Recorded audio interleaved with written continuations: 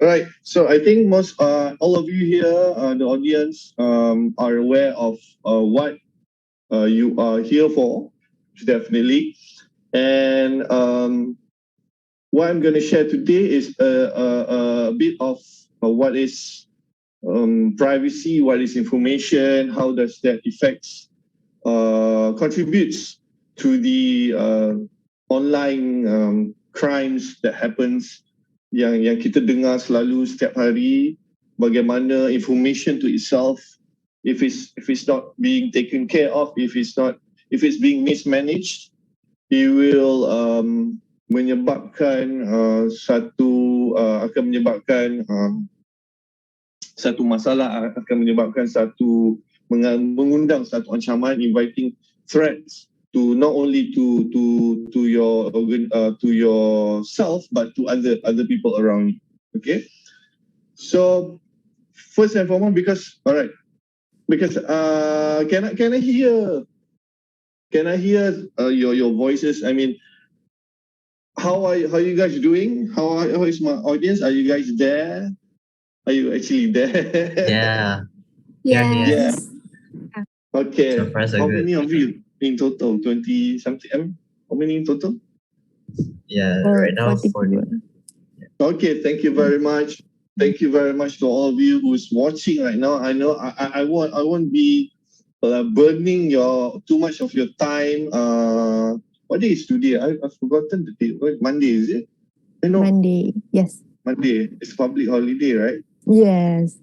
Okay, all right. Okay, but not in Kelantan. Kelantan, because in Kelantan they on Sunday they is a working day. So basically the Waisak day falls Sunday. So today is a working day in Kelantan, for Terengganu and some other states. So but other states today Monday is a public holiday. Okay, but nevertheless, okay, I'm here to share with you, to share my knowledge, to share my expertise on this topic. And as the MC has introduced a bit of who I am. Let me again share with you my background. I'm obviously you all aware, dah tahu, my name is Edwan Bebuma Aidit. I'm from the Outreach and Corporate Communication Department from Cybersecurity Malaysia. And one of our responsibility in outreach and corporate communication is the Cyber Safe program, which is the awareness program. Okay, so before I delve much into that, okay, this is as you can see here in the slide, this is Cybersecurity Malaysia.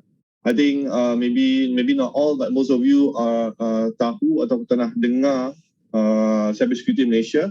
Cybersecurity Malaysia is an agency under the Ministry of Communications and Multimedia, Kementerian Komunikasi dan Multimedia Malaysia. So we are an agency under the ministry. Okay, so I think most of you might ask, what is the role of cybersecurity? Apa ni Cybersecurity Malaysia? Apa sebenarnya Cybersecurity Malaysia ni? Okay, we are an agency, a cybersecurity agency specialist lah, basically, kan, in general. Okay, in terms of, we have the specialists, we are the specialists in terms of cybersecurity and safety issues in Malaysia. Okay, tapi jangan confuse us with some agencies or commissions such as SKMM atau MCMC. Okay, and other agencies yang ada. I think most of you would ask, kalau you ada encounter any cyber incidents, macam kena hack dan sebagainya, kan? I'm sure you have a lot of questions on that. Kalau kena scam, apa perlu buat dan sebagainya. Briefly, I will tell you that there are channels that you can go through in terms of reporting your incidents. First and foremost, the highest rank that you need to know of in terms of reporting any incidents that happen to you would be the PDRM, Polis Diraja, our law enforcement, which is the police. which is that is the highest rank in terms of reporting any incident. And then because they are the ones who will do the investigation. So in the midst of their investigation, in case at any point they need any assistance in the investigation, they will ask the assistance to either MCMC ataupun Cybersecurity Malaysia. All right. So in terms of doing an official investigation, in terms of trying to find the culprit, the penjenayah cyber kan, nak menangkap penjenayah cyber ni, it's all done by the police. Okay, not Cybersecurity Malaysia, not MCMC or other agencies. All right, so you must understand lah dekat di situ. Okay, so briefly, sir, history is our history. Cybersecurity Malaysia, we were established in 1997. Okay, as a team under my MIMOS. Okay, even 1997. Okay, but can anyone tell me what a big thing that happened during the middle of the 90s dekat Malaysia? Apa yang perkara yang penting yang berlaku dalam sejarah Malaysia dalam in the middle of 90s or even in the early 90s? What happened? Historically lah, in terms of IT punya historic lah. I'm not talking about other historical events, but in terms of the technology advancement di Malaysia di awal 90-an or even the pertengahan 90-an. Can you anyone guess? KLCC. KLCC? I mean, that's not IT related. Okay. IT related, yes. Okay, IT related. Anyone want to have another guess? Is it have to be Kevin Is it Y2K? Is it Y2K? No, that's the end of 90s. And that's the early. Y2K is year 2000. Basically, it happens in 2000. Okay, Tapa, I'll give you the answer. First of all, anyone heard macam Y2K? Interesting. Y2K kan, I think most of you tak pernah dengar, haven't heard of Y2K. Y2K ni actually, it was like not a concerning rumor, like it's a big rumor because at that time during 1999, okay, 1999 kan. So bila Malaysia, bukan Malaysia, the whole world kan going into the year 2000, 2K, right? 2000 is 2K, so it's a big thing, right? I think most of you belum lahir lagi kan, because I'm so old. Yeah. Okay. Oh yeah. All right. Oh no, I mean.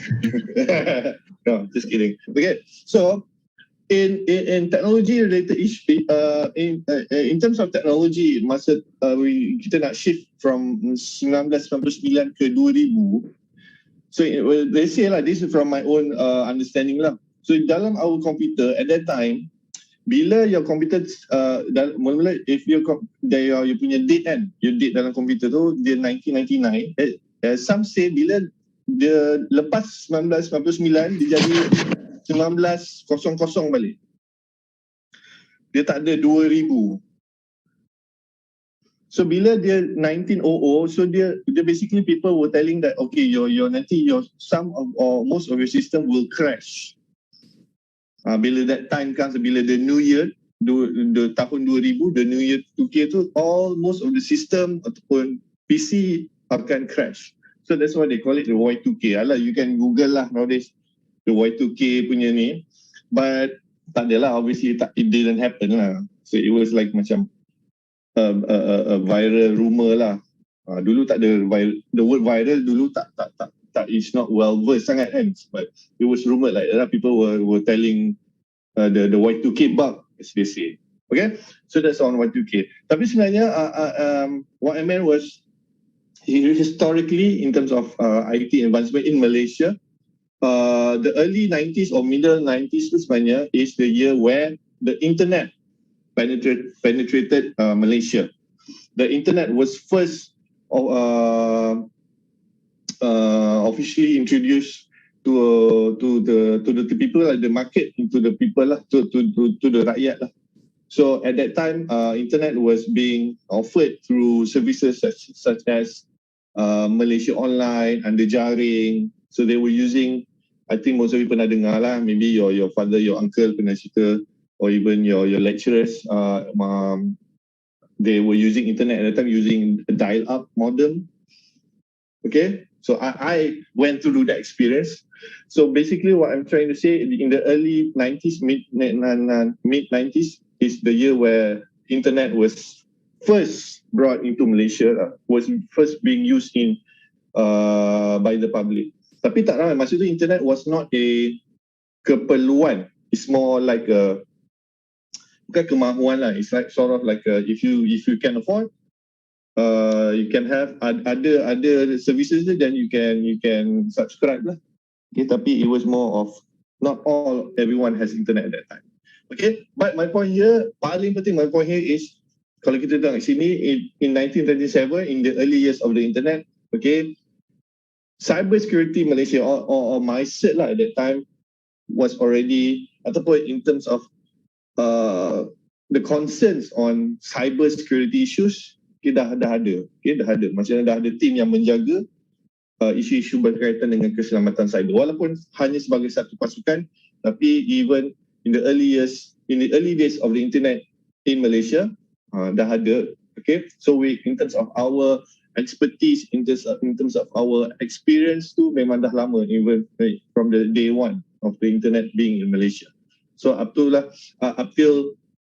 kita grow into an agency in 27. Okay, we were previously called NICER.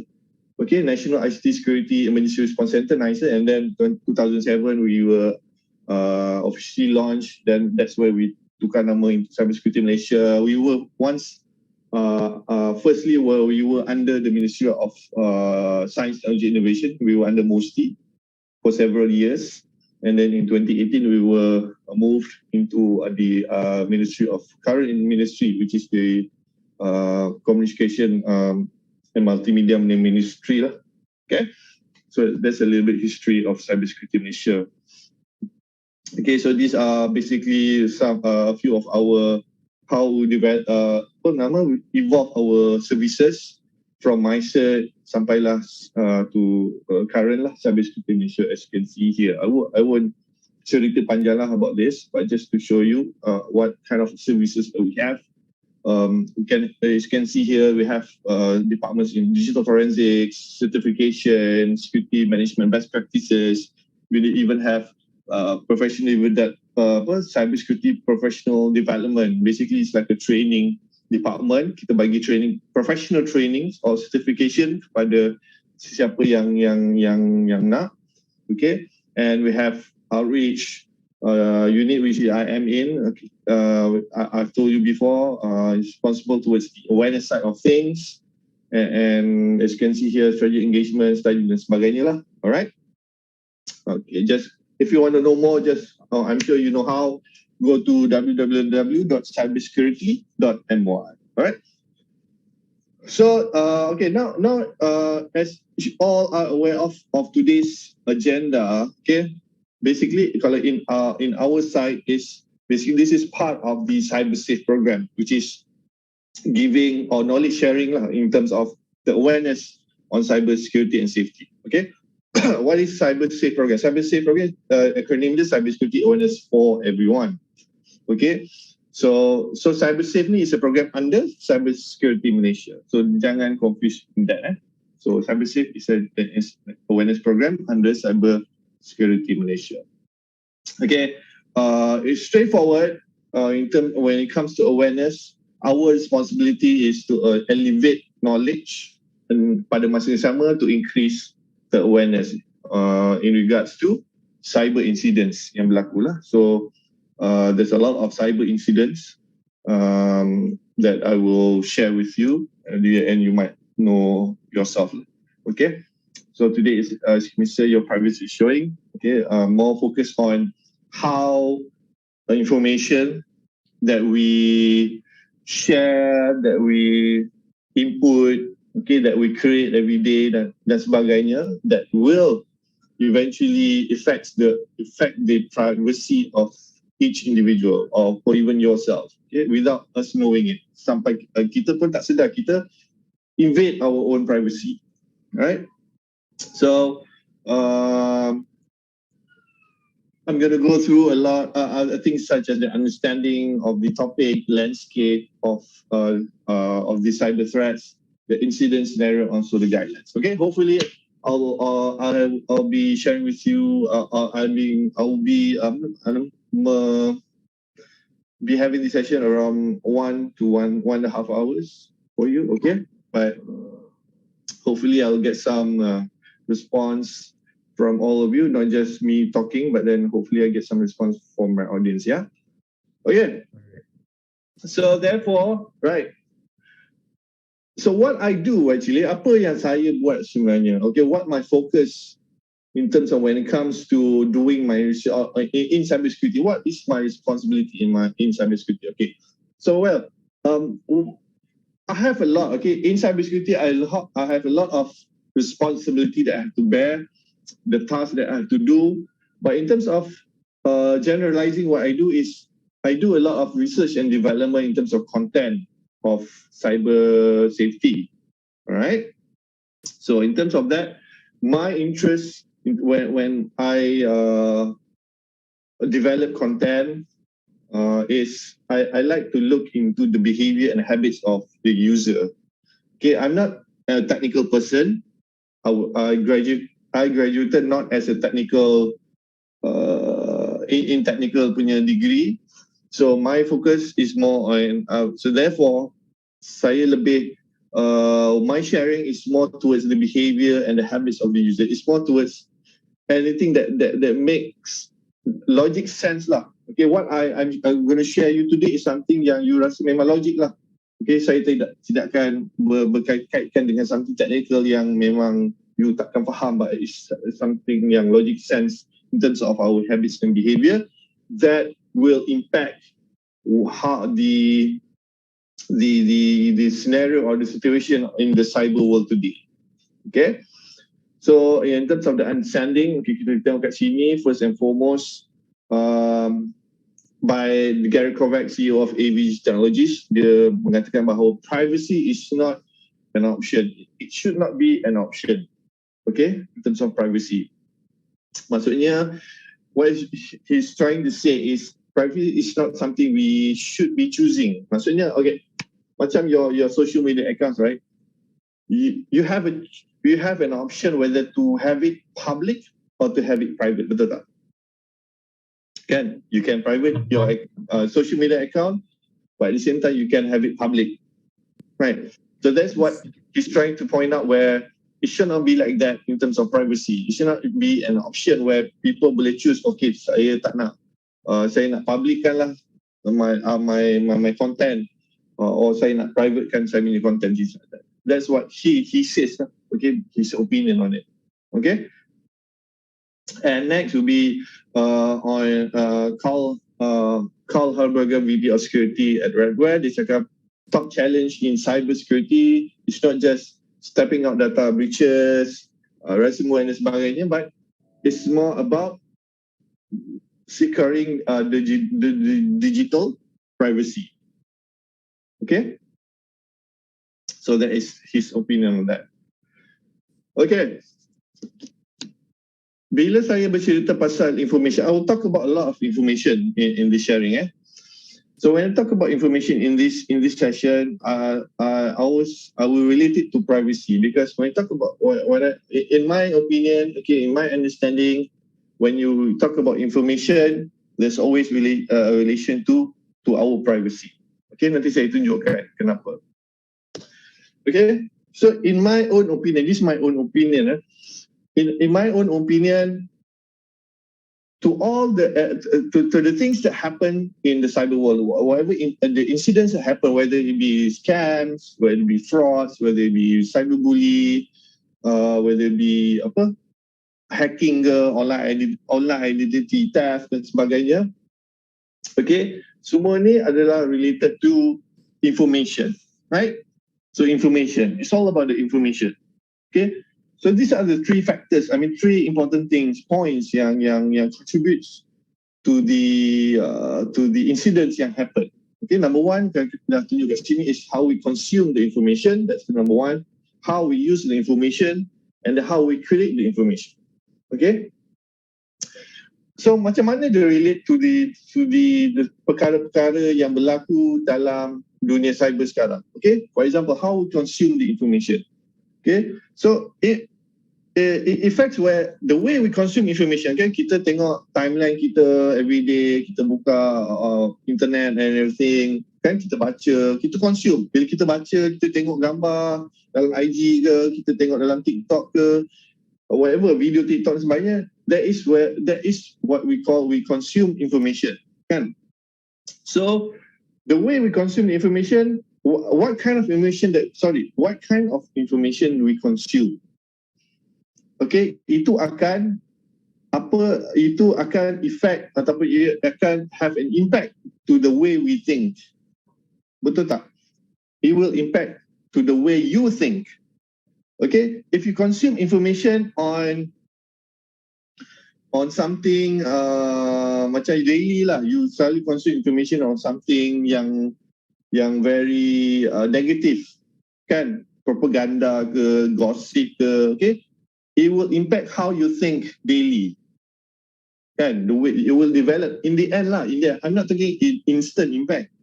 I'm not talking about short-term effect. Long-term, it will affect the way you think, the way you behave. Okay? Bergantung kepada your daily consume information. Kan? Alright?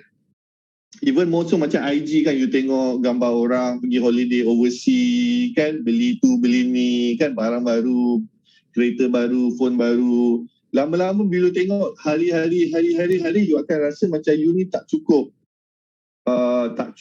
kaya lah, for example. Betul tak? Sebab you tengok kemewahan orang lain dalam your timeline. Okay, that's what I meant.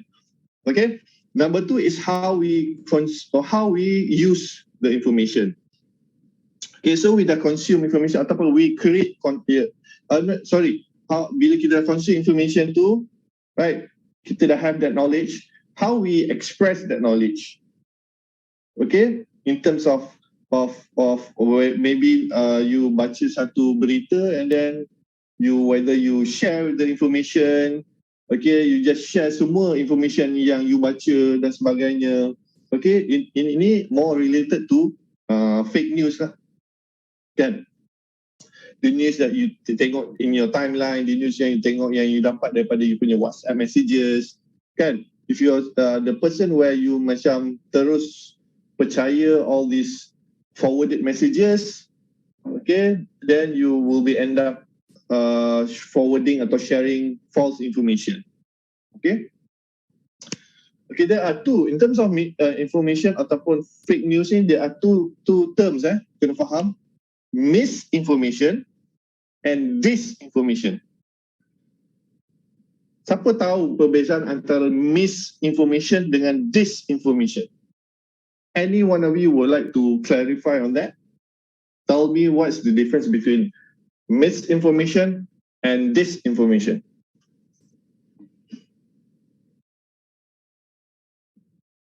Will anyone I think have a quick try? Misinformation is the wrong answer.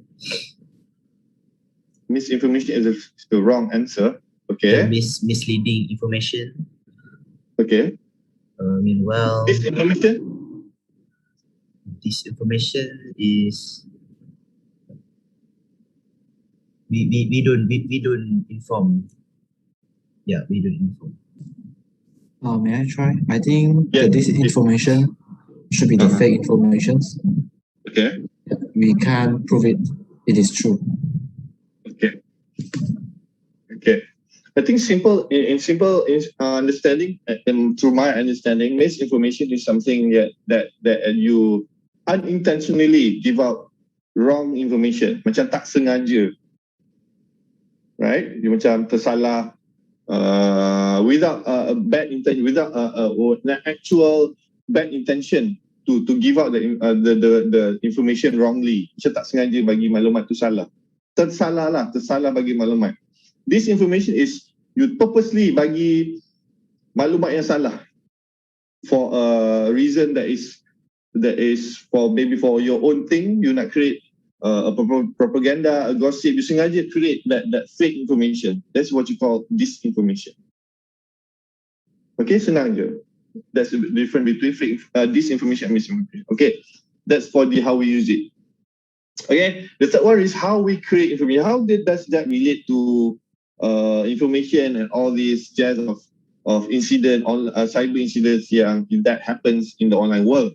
Okay, it relates whereby you as a user, kan, when you talk about cyber criminals, kan, or even you yourself, okay, it's very crucial where when we develop or create a content, kan, you can create a content where you give inspiration to others, a content that inspires others, create content that macam a tutorial, kan, that you teach others to do good things.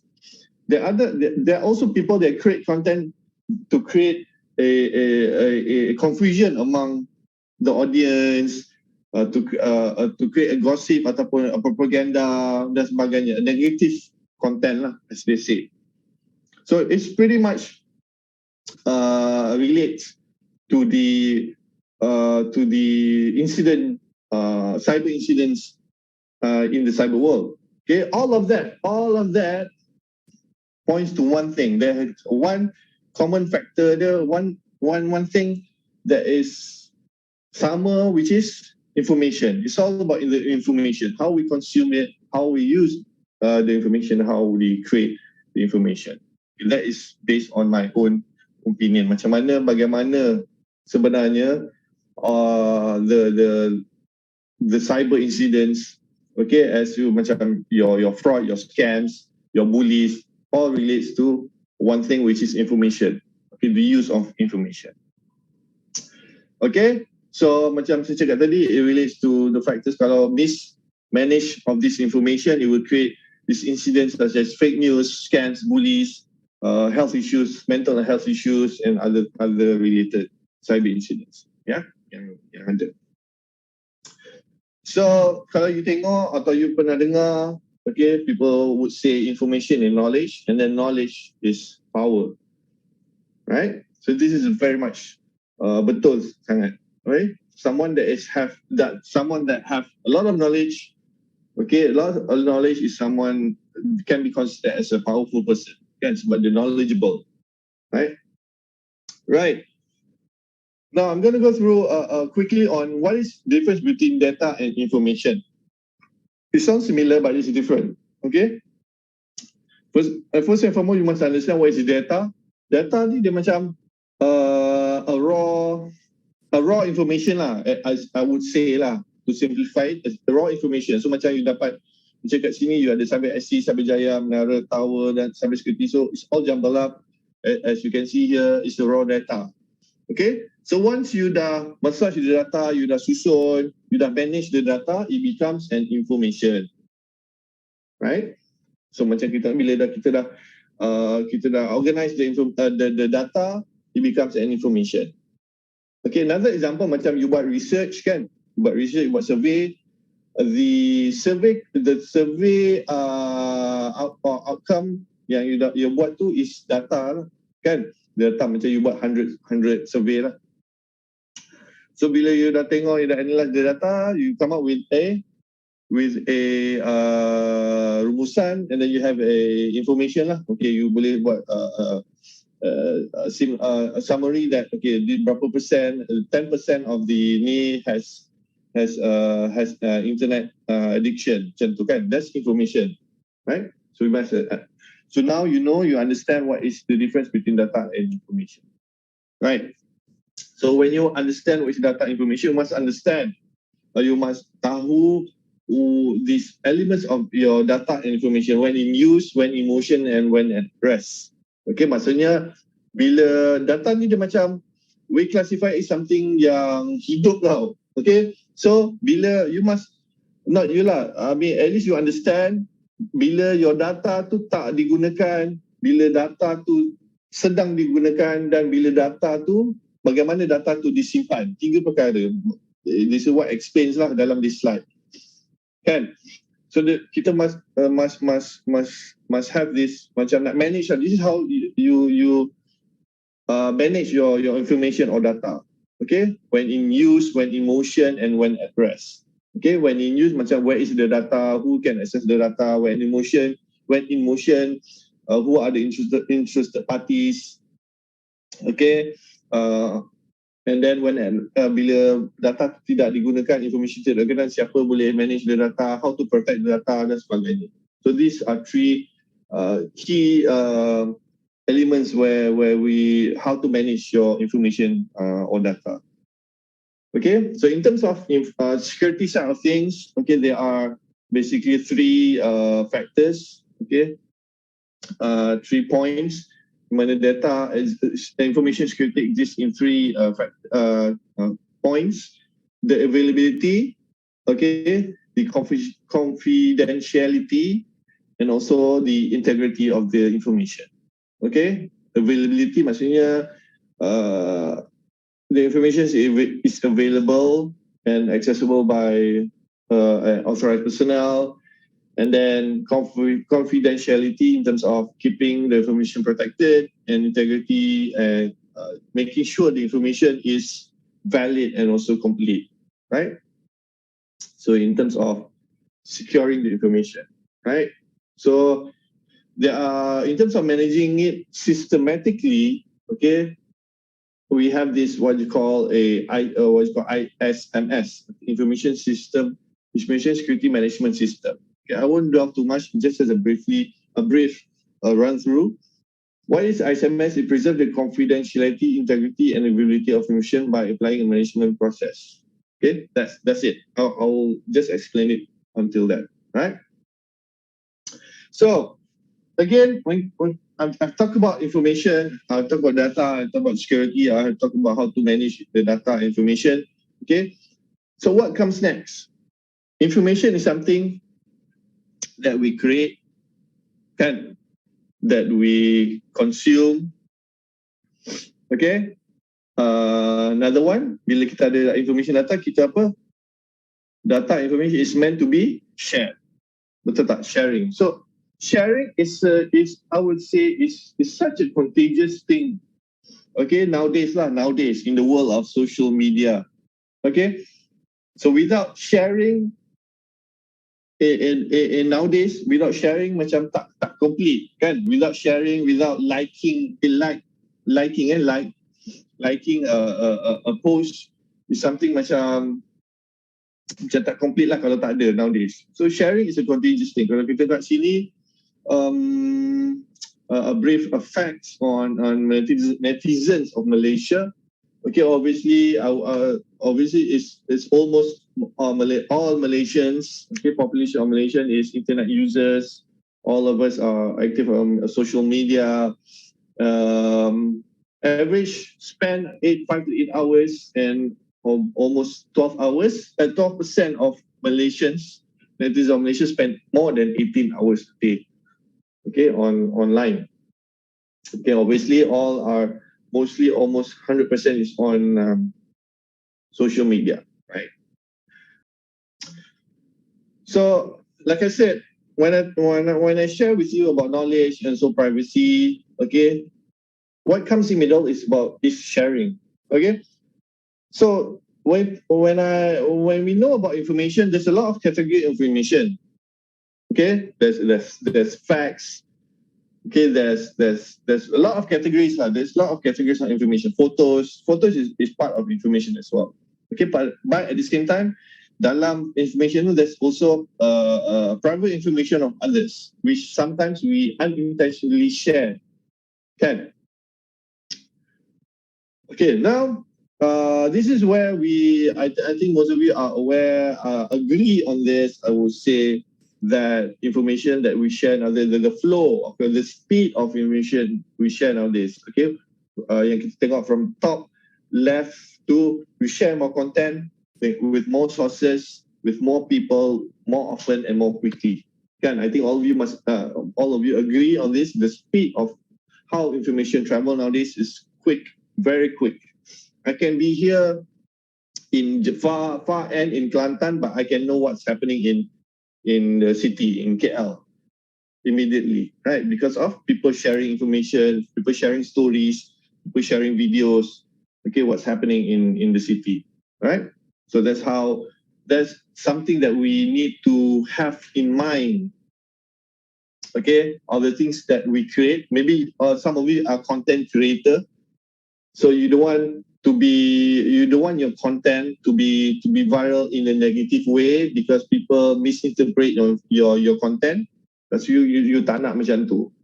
Okay, sometimes you create satu content tapi some other people yang almost orang yang tengok your content tu misinterpret your content, and then akan menjadi satu isu yang viral. Itu yang tak nak. Once you go viral because of negative viral, as they say, once you go viral because of negative perception, that is very, very unfortunate one, but it's quite a dangerous situation to be in. Kenapa? Why? Any one of you want to tell me why?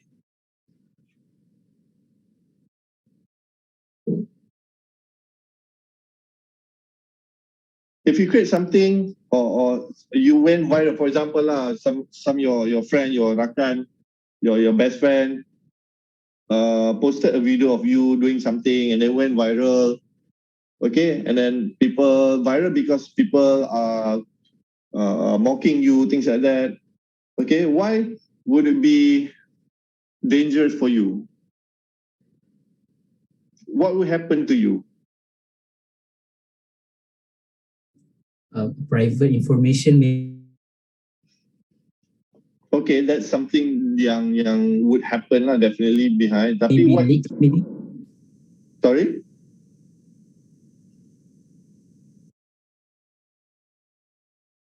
What's the effects of it? What is the effects if you go viral, but then you go viral because of some negative posting? Mental issues.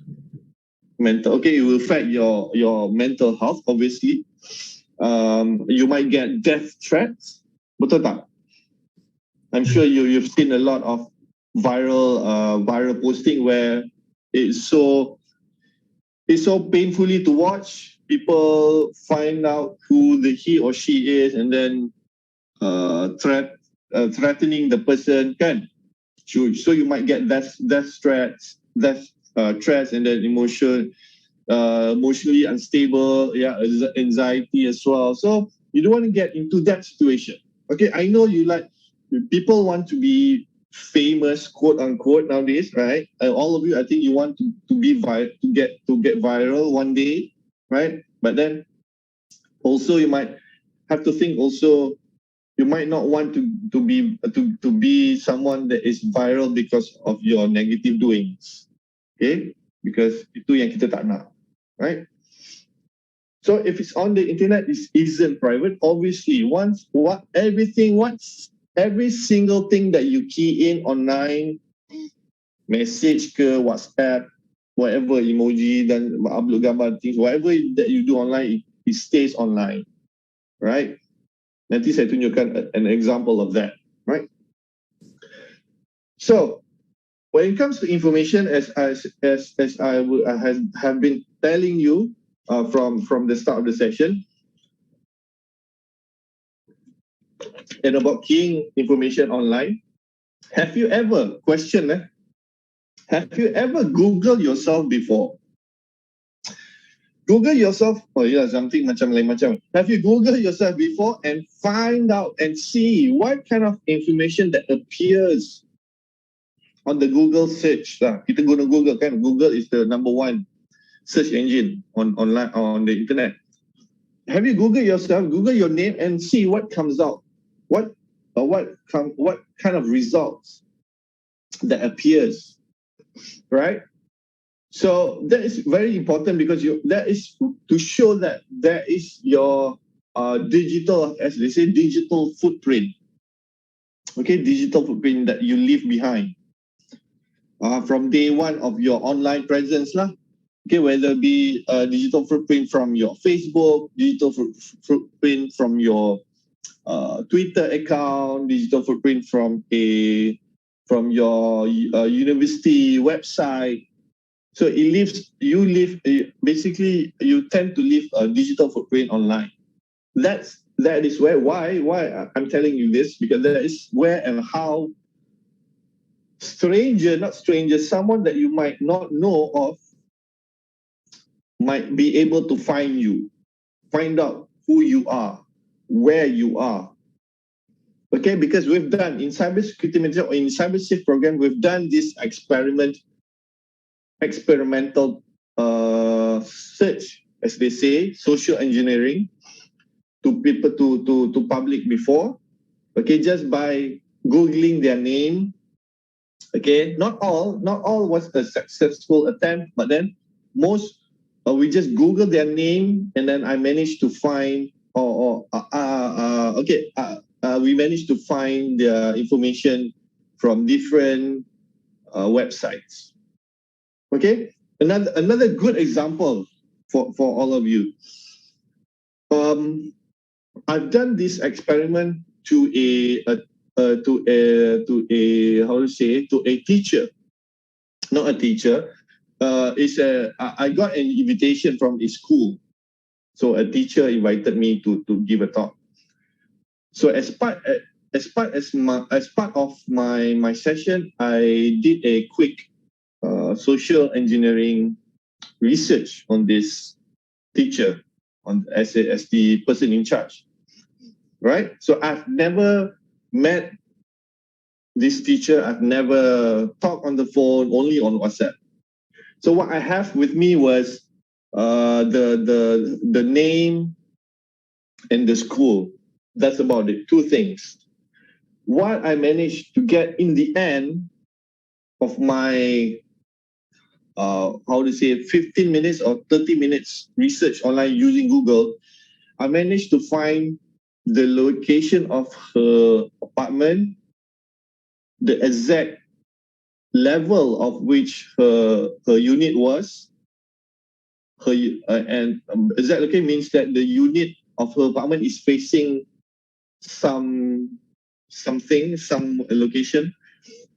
I know the status of her relationship, how many kids that she has, and then where the kids go to school, what type of school the kids go to, the distance between her apartment to the school that she teaches.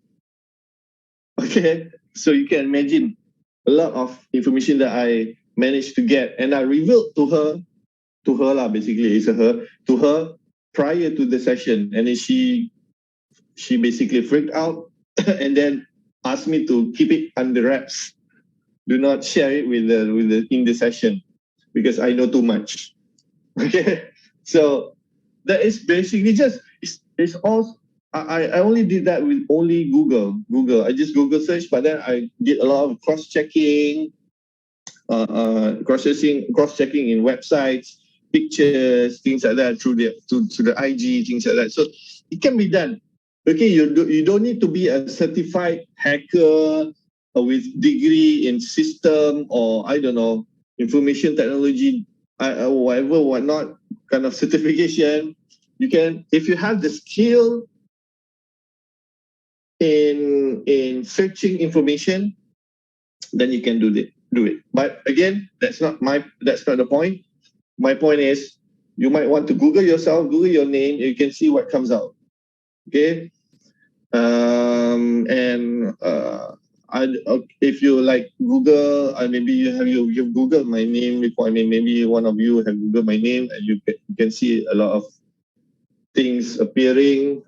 So without my consent, no. But then adalah. Basically, if you are more known, okay, so there's possibility that your name will appear in different sites, different your images, things like that. All right. So try Google yourself, right? Google yourself online on the internet, right? So because the internet, okay, I think most of you are aware of this. Internet are divided into 3 layers. Okay, I've been taught that internet is being divided into 3 layers. The public web, which is the website that we can access to, your Google, your Instagram, things like that. And then they have the deep web. Deep web basically is where the private documentation that only certain authorized personnel can access. Your document, your health records, your financial records, things like that, right? So you have another one, the deeper level layer of internet is the dark web. Okay, I think has anyone here been in dark web before? Dark web. Yes. Oh yes. What did you find in dark web? Would you like to share with us? Yeah, sure. So basically, in the dark web, we cannot use normal access. So we need to use something like Tor, onion route. So using onion route in the dark web, we can find weird links. I mean, it's not normal links. We can find they are selling guns, selling drugs, but then those things are still scam, I guess, because you pay in Bitcoin and yeah, they sell credit cards and also some radio, dark web radio, so you can hear some weird radio station from weird radio station. I see. All right. Okay, so that basically what dark web. I mean, not entirely suggests that there is the scenario of what dark web, but basically dark web is whereby people can communicate, people can engage with among one another without being able to be traced. Okay, that's why on that ground, people tend to use dark web to sell illegal stuff, illegal things, share illegal information, documents, contents, everything. Okay, pornographic contents, hacker for hire, guns, and all that.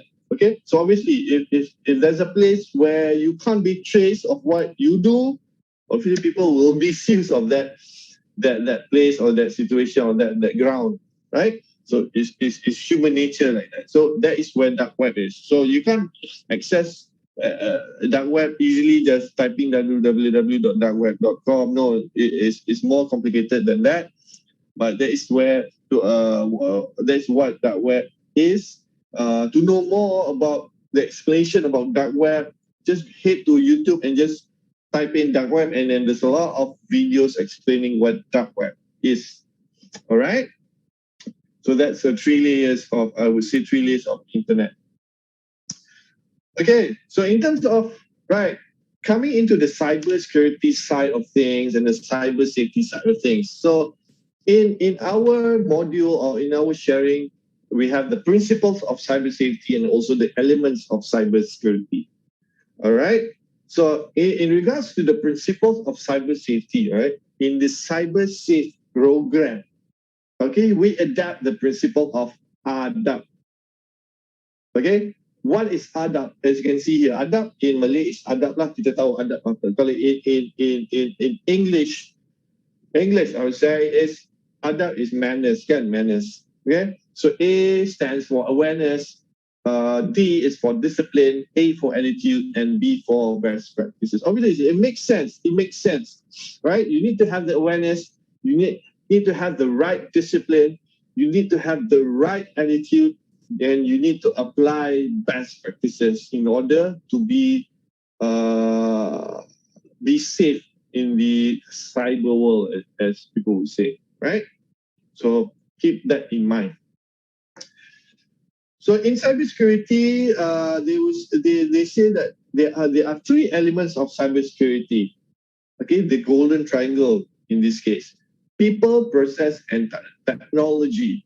Okay, so as you can see, the elements of cybersecurity, the people, the process, and technology, it relates with one another. Okay, but to put it in simple words that you might be easy for you to understand. Okay, basically it's about the hardware, number 1. which is the system. Okay, then we have the software, which runs the system. Okay, then we come to the last one, which is the middleware, which is the user of the system. Okay, simple. Okay, logic sense, right? So we have basically it's like your smartphones. Okay, your phone itself, physical phone is the hardware, and then the whatever brand you have, whatever type of phone you have, Android or iOS, is the system that runs the hardware. Okay, then you as the owner is the user or the middleware, right? That is what that is prone, or that is how we say the elements of cybersecurity that is exposed to any threats of in the online world, right? Okay. Next on the okay, as you can see here, just a visual to show that we have a lot of things that we digest, consume, create, that we need to share, create, these things like that. A lot of things that we need to do nowadays because of the internet, because of social media especially, right? It creates this sort of a problem, as they say, infodemic. I think most of you have heard this before. Infodemic is basically a situation whereby you have a lot of information about one issue.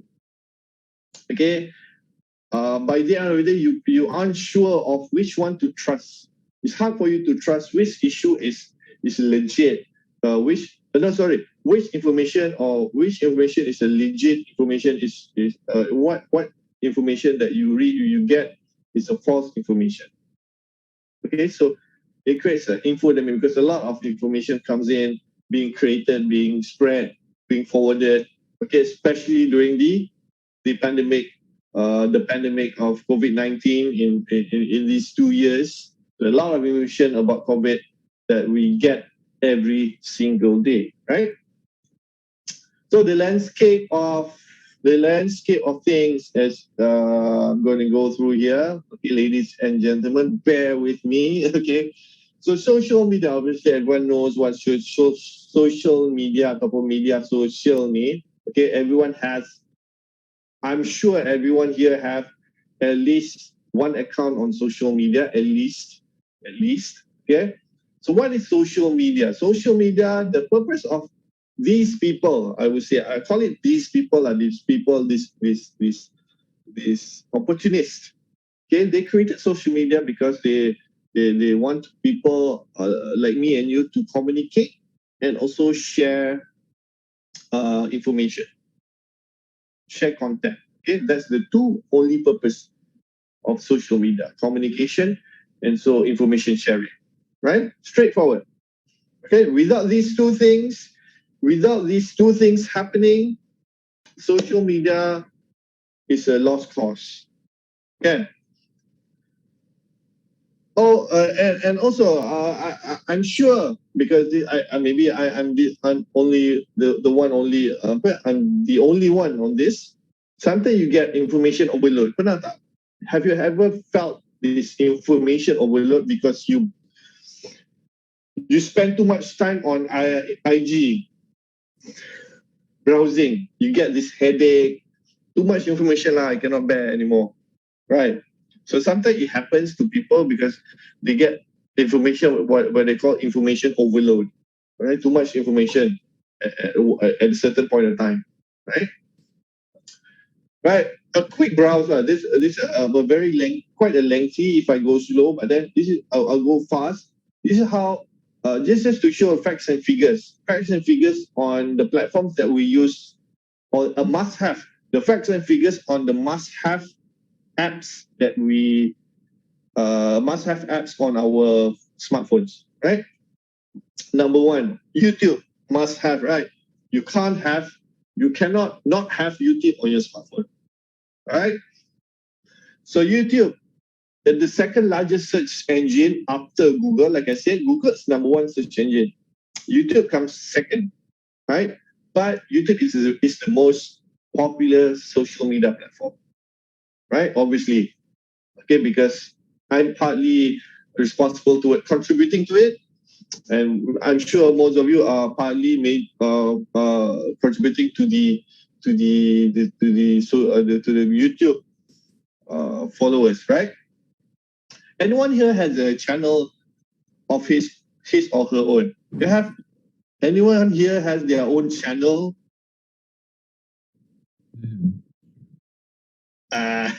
Or you don't want to reveal what kind of channel? You want to reveal that you have your own channel because what, you're afraid of the content you post there, is it? You want to kantor, yeah, is it?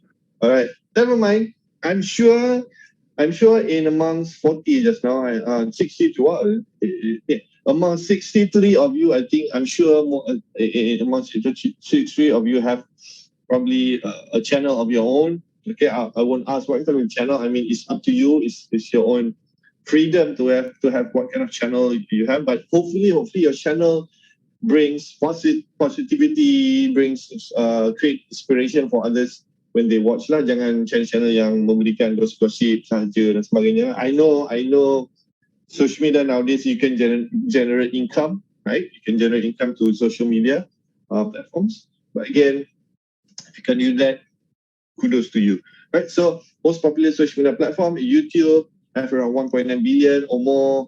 Okay, 400 hours of videos uploaded per minute. 1 billion hours watched daily. Okay, contributed myself as well. Okay, so these three are all the, like I said, again, these three are all the must-have apps on smartphones nowadays. Probably not you, but most of us. All right. Anyone here? Okay, quickly. I know Facebook is not such a in thing right now. Anyone here still uses Facebook? Yes. For any reason being? Marketplace. Facebook. Okay, all right. So, I mean, among these three, I think Facebook will be the least used. That's the reason why I put these three. Okay. We go through the Facebook first, all right? So facts and figures, maybe more, 2.5, maybe less, slightly less than 2.5.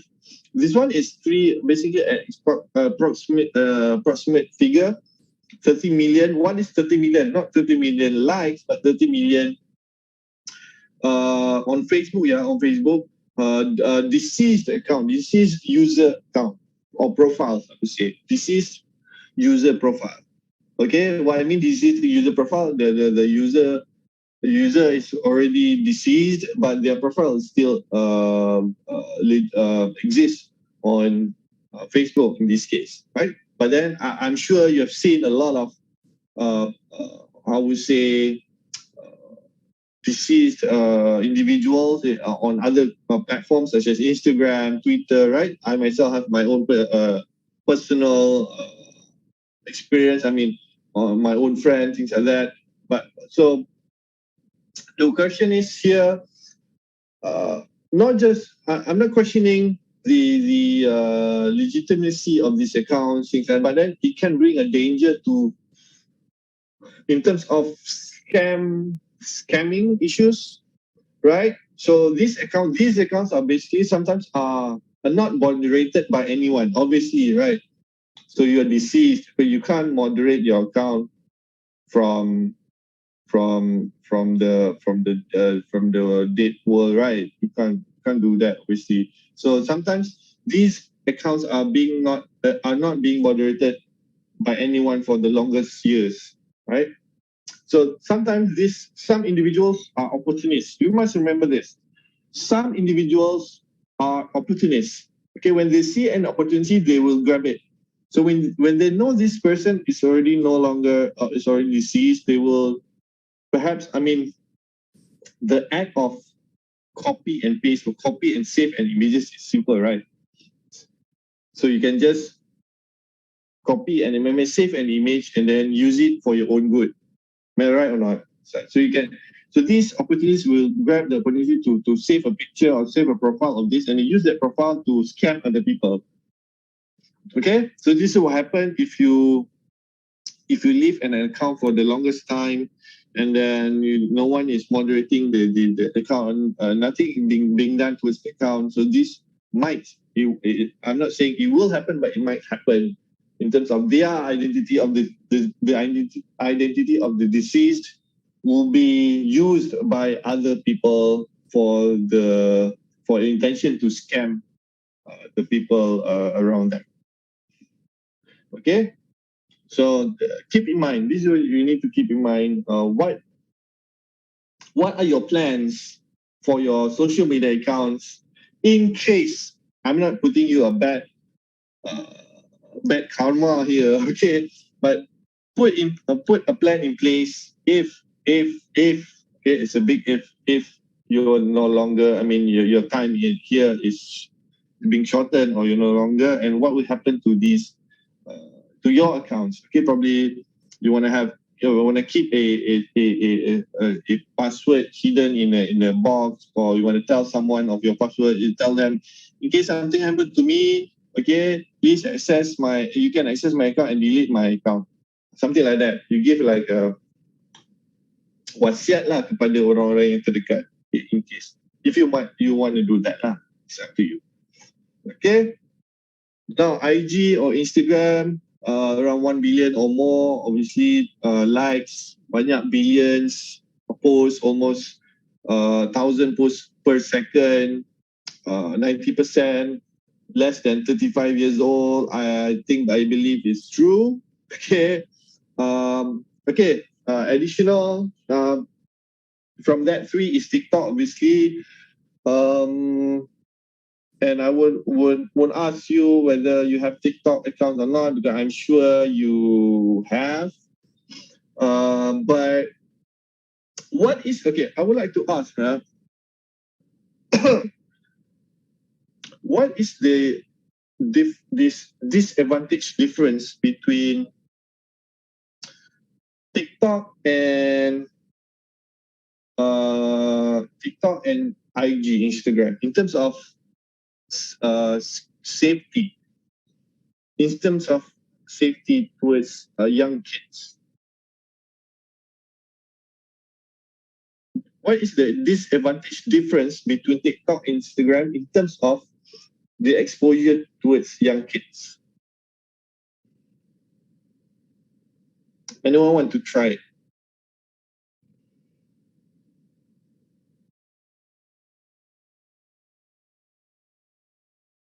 No? Okay, let me tell you. The disadvantage difference between TikTok and Instagram towards the exposure towards young kids is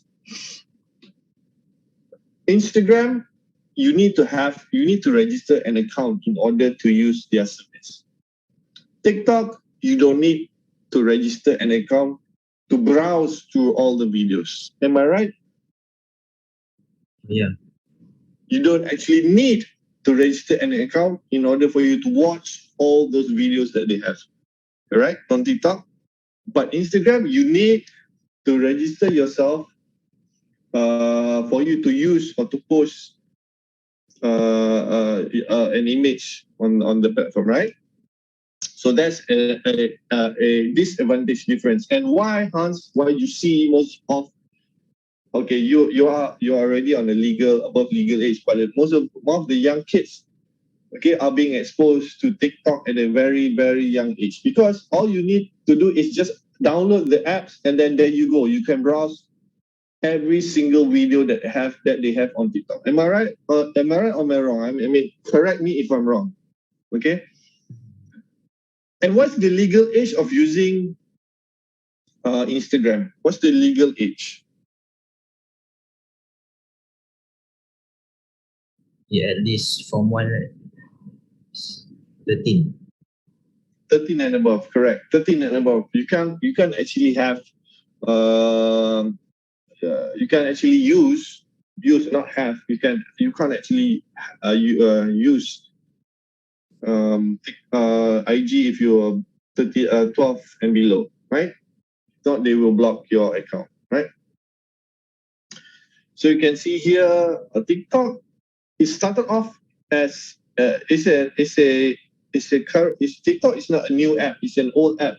Previously, it was called music.ly, Musically, right? Then up to a certain year, they changed their name, their brand into TikTok. And then the early days of, they were not so much of downloads, but then because of the pandemic, they created a very huge response, and then they gained a lot of followers or downloads at the end, towards the end of the year 2020, right? So maybe more of 1 billion. And Gen Z, well, this is up to your discretion lah. They say 60% users are Gen Z users, right? Available in 154 countries and 75 languages.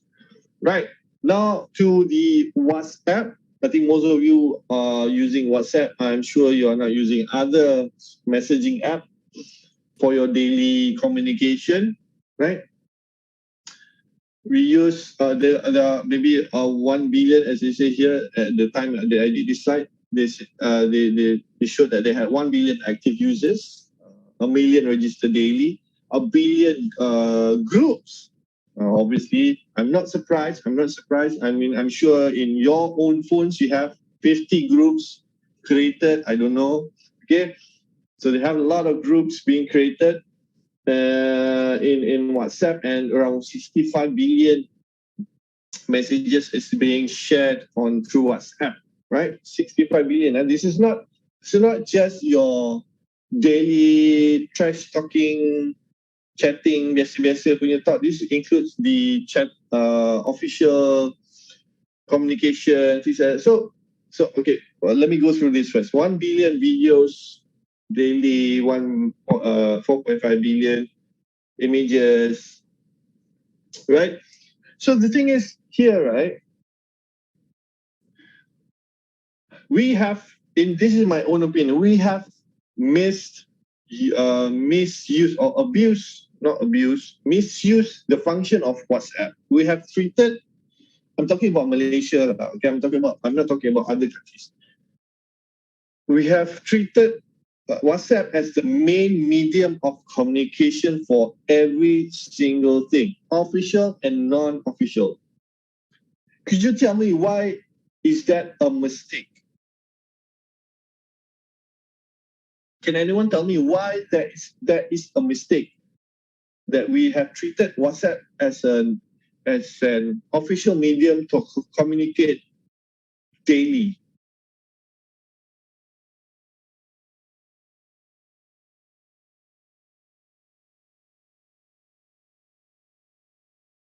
Why is that a mistake that we use WhatsApp for official and non-official communication?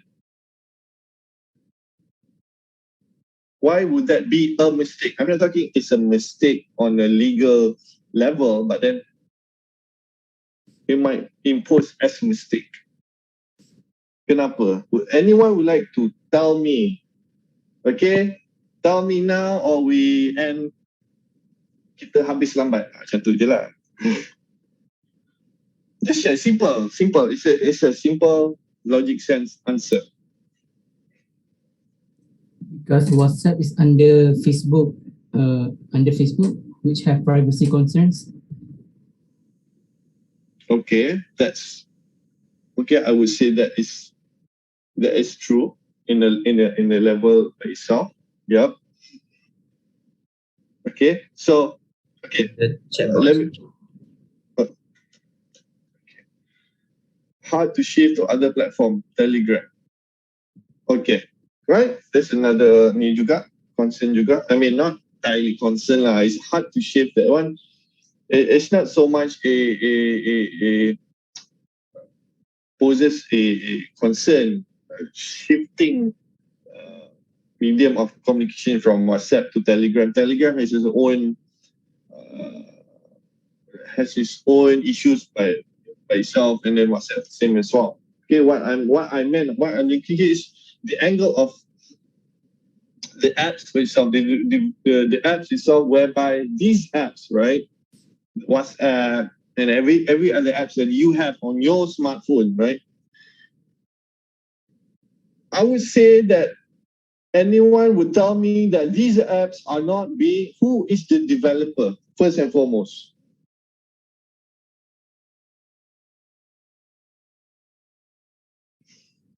who is the developer of WhatsApp, Facebook, or even Telegram? Are they being developed in Kedah? Are they being developed in Kelantan? And then their server is in, right, it's a foreigner. Correct. It's a foreigner. Okay. These apps are not being developed in, I don't know, Machang Kelantan or even in Batu Pahat Johor, and their server is in Malacca. If it's in the country, then fine. No problem. Like what China is doing. So China, they ban the usage of WhatsApp, right? And also Facebook. They want to control their citizen, right? So we must have this set of mind that these apps are being developed by foreigners. Foreigners mean I'm not saying that they are bad guy. Foreigners are not good. No, I'm saying that the servers, okay, the servers, when we type something on chat or when we share a document on WhatsApp, regardless whether it be unofficial, even more concerning if it's official, and a document that's related to the security of the country, you send that document through WhatsApp. Do you know where the document will go to before they reach the person? Obviously, they have a server, right? A server, especially Google, they have the server, but their servers are not in Malaysia. Their server is outside Malaysia. Okay, who's the personnel? Who's the authorized people that can access the server? Is it a Malaysian? No. Who's the technician? Who's the technician behind the servers? Who's the IT guy behind the WhatsApp developer? Who's the IT guy in the WhatsApp team? Is it a Malaysian? No. Who's the Instagram IT team or Facebook team? Are they Malaysian? No. Who can access this? Basically, what I meant, the IT team, whereby they can access to the system, for in case they have any mishaps or any security issues, right? So they are not Malaysians, or they're not even any other countries that is not related to the developer. Okay, so you must have this set of mind where this is not ours. So basically, what type of information that we share concerning to the country as a whole, especially, okay? So we must avoid using these WhatsApp medium. I know it's fast. I know it's an easier way to communicate. Right? I understand. I truly understand. Okay, bila orang cakap boleh share kat WhatsApp je kan, laju kan, bila your lecturer suruh hantar. I'm sure kalau lecturer bagi hantar your assignment to the WhatsApp, ada ke bagi Ada tak? Ada. So kalau your lecturer bagi hantar your assignment to the WhatsApp, I think that's like, hey, that's very much easy lah kan, hantar pakai WhatsApp je, senang, tak payah nak masuk email, login email lah, apa pun hantar pakai WhatsApp je kan.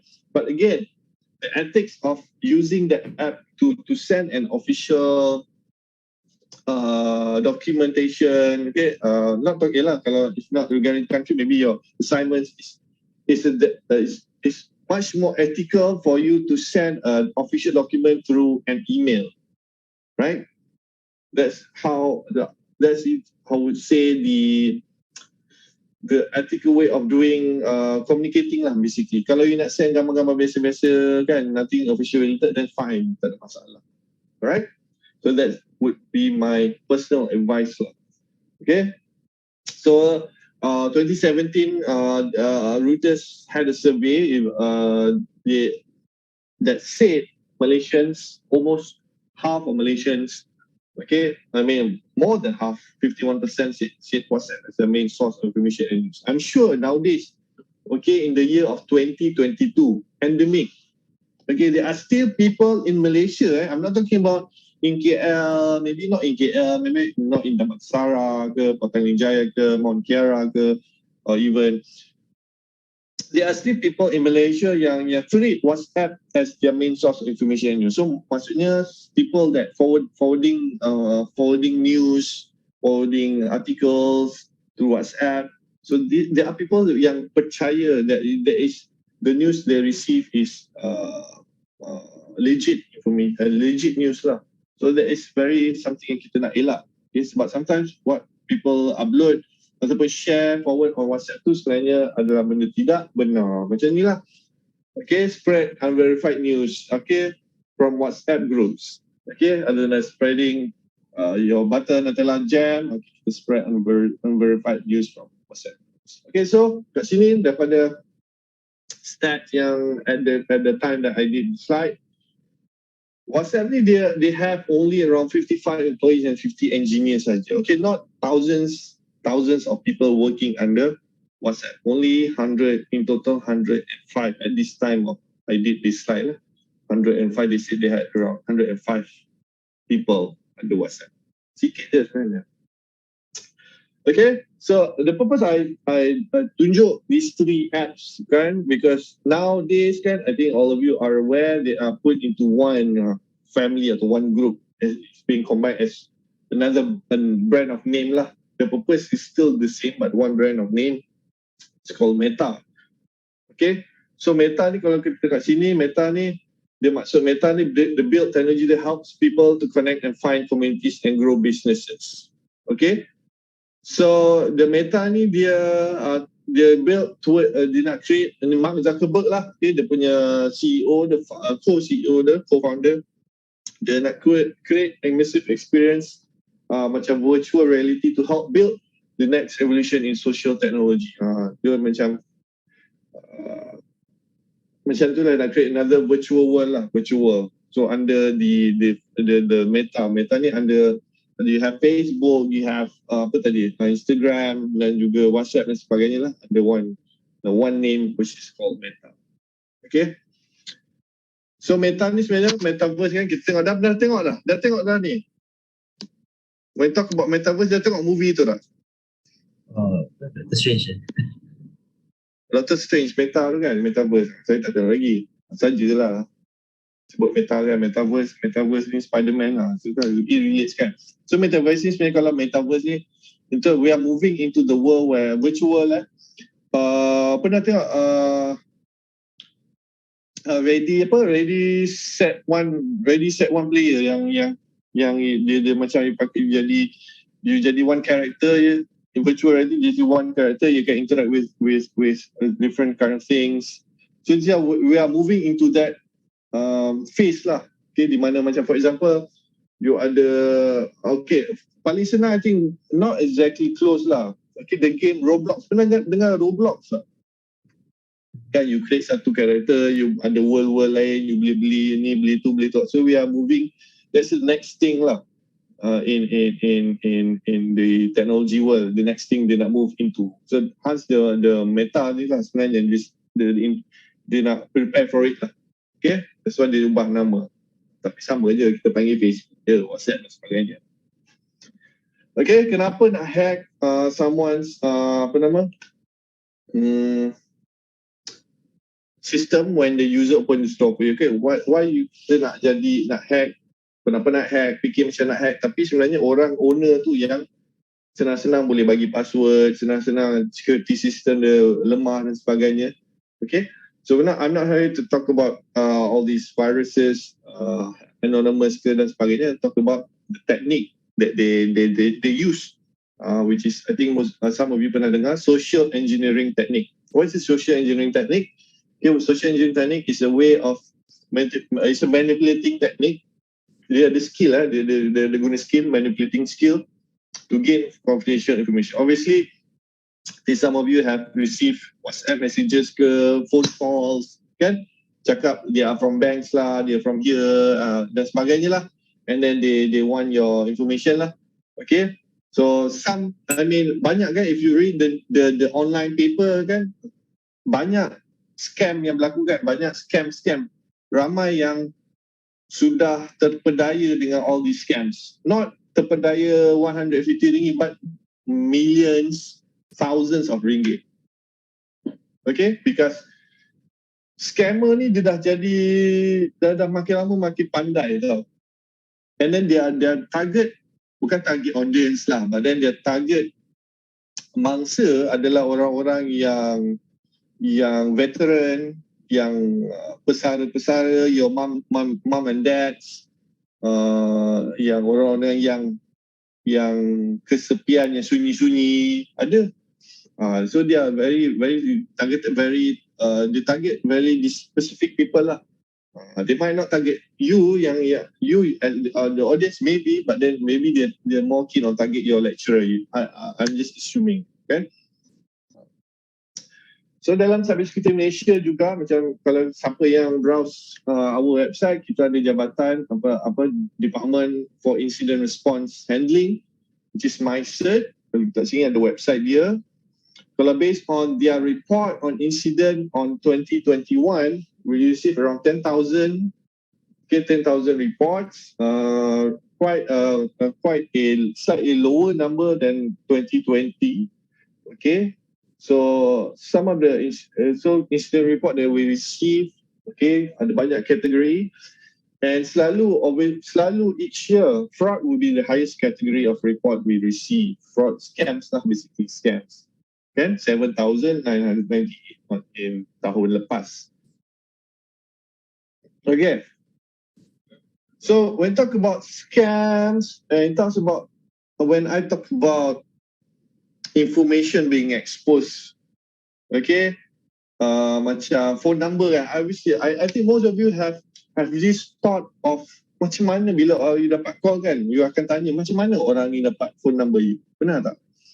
Kan, macam mana orang ni dapat nombor phone, macam mana orang ni boleh ada nombor phone, I tak bagi pun, macam mana this person, as they say, as a banker call I, macam mana dia dapat nombor, ataupun this Maxis promoter, marketing, buat marketing, macam mana dia dapat nombor I, I tak pakai Maxis pun, kan. So there are ways, there are many factors lah. I'm not talking, what I'm going to share you is not necessarily the factor, tapi there are many factors that contributes to how your privacy of your handphone number is being kept lah. Okay, so one of lah yang I think some of you or most of us, okay, would be neglecting, okay, is during expos, exhibitions, okay, in terms of, okay, I know some of us would be happy, would be glad. I mean, dah biasa pergi this exhibition, expo, you nak free gift kan?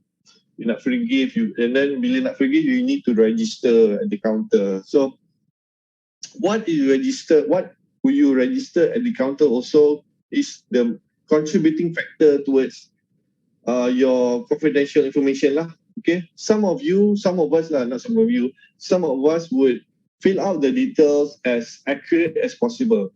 Their numbers, their my card, their house address, okay, just because they are used to being honest, and which is good.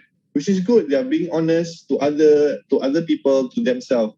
So bila dia isi borang-borang ni, dia isilah dengan jujur lah, okay, as they say, jujur.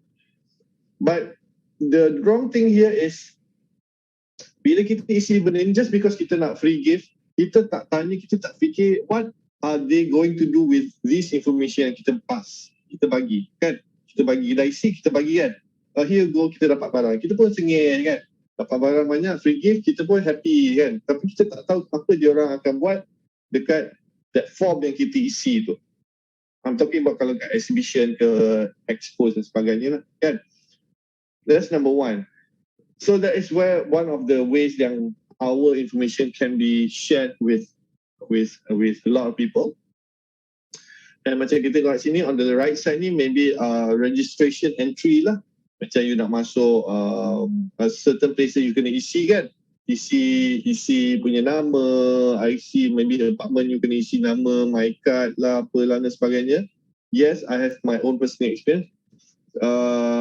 Nombor telefon dan sebagainya. This is sometimes, I'm not saying this is usually, this is not the one, the source, tapi sometimes this might be the source where orang akan capture your number lah. Then also because of the pandemic, in the early days of the pandemic kan, kita nak masuk kedai dan sebagainya, kena isi buku kan, nak tulis nama, tulis nombor telefon dan sebagainya. So there's a lot of there are factors that contributes towards how other people how or stranger dapat you punya number. Other than, again, macam betul, thank you tadi share cakap data breach pun ada, again unethical. Again, lagi satu is what they say, unethical individual lah. Macam for example, there are people that works in an organization that have your information, but they sell the information to people yang nak beli. Okay, for a price lah. Beli phone number, beli email. So they offer these officers an amount of money per number ke per email. Okay, obviously because they will benefit that person for a side income ke apa, kan? So they will sell your information to these people yang demand this information. Okay, this basically involve integrity lah. Kan, this involve integrity of that person. That's why bila when you manage information, you kena ada integrity in managing the information, kan? Confidentiality, and lagi satu availability. So you must have these three elements, right? Sangat penting. So there are factors of how your information are being shared atau being didapatkan lah. Banyak ni antara dua lah yang saya boleh cerita. Dan another thing is quickly, macam I know maybe most of you are online shoppers from Shopee ke Lazada ke macam mana-mana lah. This I would like to advise you, or something you can practice lah after this kalau you tak practice lagi. So macam you order barang, you dapat parcel, you ada sender sheet tu kan, slip sheet tu kan, in the box kan. So you have your details of your sender dan sebagainya, ada nama you kan, ada alamat, dan you ada your punya phone number at times kan, phone number. So okay, fine lah, tak ada masalah. But then bila you dapat parcel you tu, bila you dah open your parcel tu, what you can do is after itu, you just jangan buang terus dalam your garbage bin ke dan sebagainya. You ambil the sheet of paper tu, you might want to just koyakkan banyak, you gunting ke, you koyakkan, or you just delete out your information dekat sheet tu before you buang ke dalam tong sampah. So that bila orang-orang yang nak mencari di tong sampah ni, okay, dia tak boleh dapat lah information tu. This is just a precautionary lah. I'm not saying it will happen, but it's better than nothing, right? Better than nothing. You just, bila you dah dapat parcel tu, you amalkan lah. Ni very simple lah. This one saya pun sendiri amalkan. Saya dapat parcel, saya ambil sheet yang information yang ada my information, my name ke, my office dan my number ke apa, I just koyakkan je. Kalau tak boleh nak koyak ketat je. You ambil gunting banyak, and then you buang dalam the bin lah. Okay, these are something that you can actually practice lah. Very simple in order to protect yourself from you protect your information from being gathered by other unwanted people. Okay, so that's what my advice would be. Okay, because ada pernah nampak, ada sekali lah, di sekejap tapi dah tak ada dah dulu lah. At one time ada jual Shopee, dia jual information of pegawai kerajaan. Okay, even you can buy I know maybe yang YouTubers ke apa nak followers, mungkin fake followers, I don't know. Okay, boleh beli followers, is true, you can buy followers dekat Shopee, boleh beli, so, tak recommend lah. Okay, but you can buy a lot of things on marketplace. Okay, so quickly saya tunjuklah caller spoofing macam saya cerita tadi. Dapat call daripada quote-unquote bankers lah, call daripada government official lah dan sebagainya. Even also to the extent sometimes you get a call from someone you know. Okay, sometimes you know. What I mean, sometimes people you know, maksudnya you get a call from your parents lah, your mami ke kan, your abah kan. Tapi bila you angkat call, tapi suara orang lain. Okay, tapi suara orang lain cakap your abah, your mami is in danger, dalam hospital ke, accident ke, okay. dia suruh datang another one place. Dia suruh datang, okay, cik kalau ni tolong datang ke this one place, okay, to tengokkan your ni dan sebagainya. Okay. Tapi in actual fact, it's not your mummy or your abah punya phone number. Calling from their phone is actually what you call caller spoofing.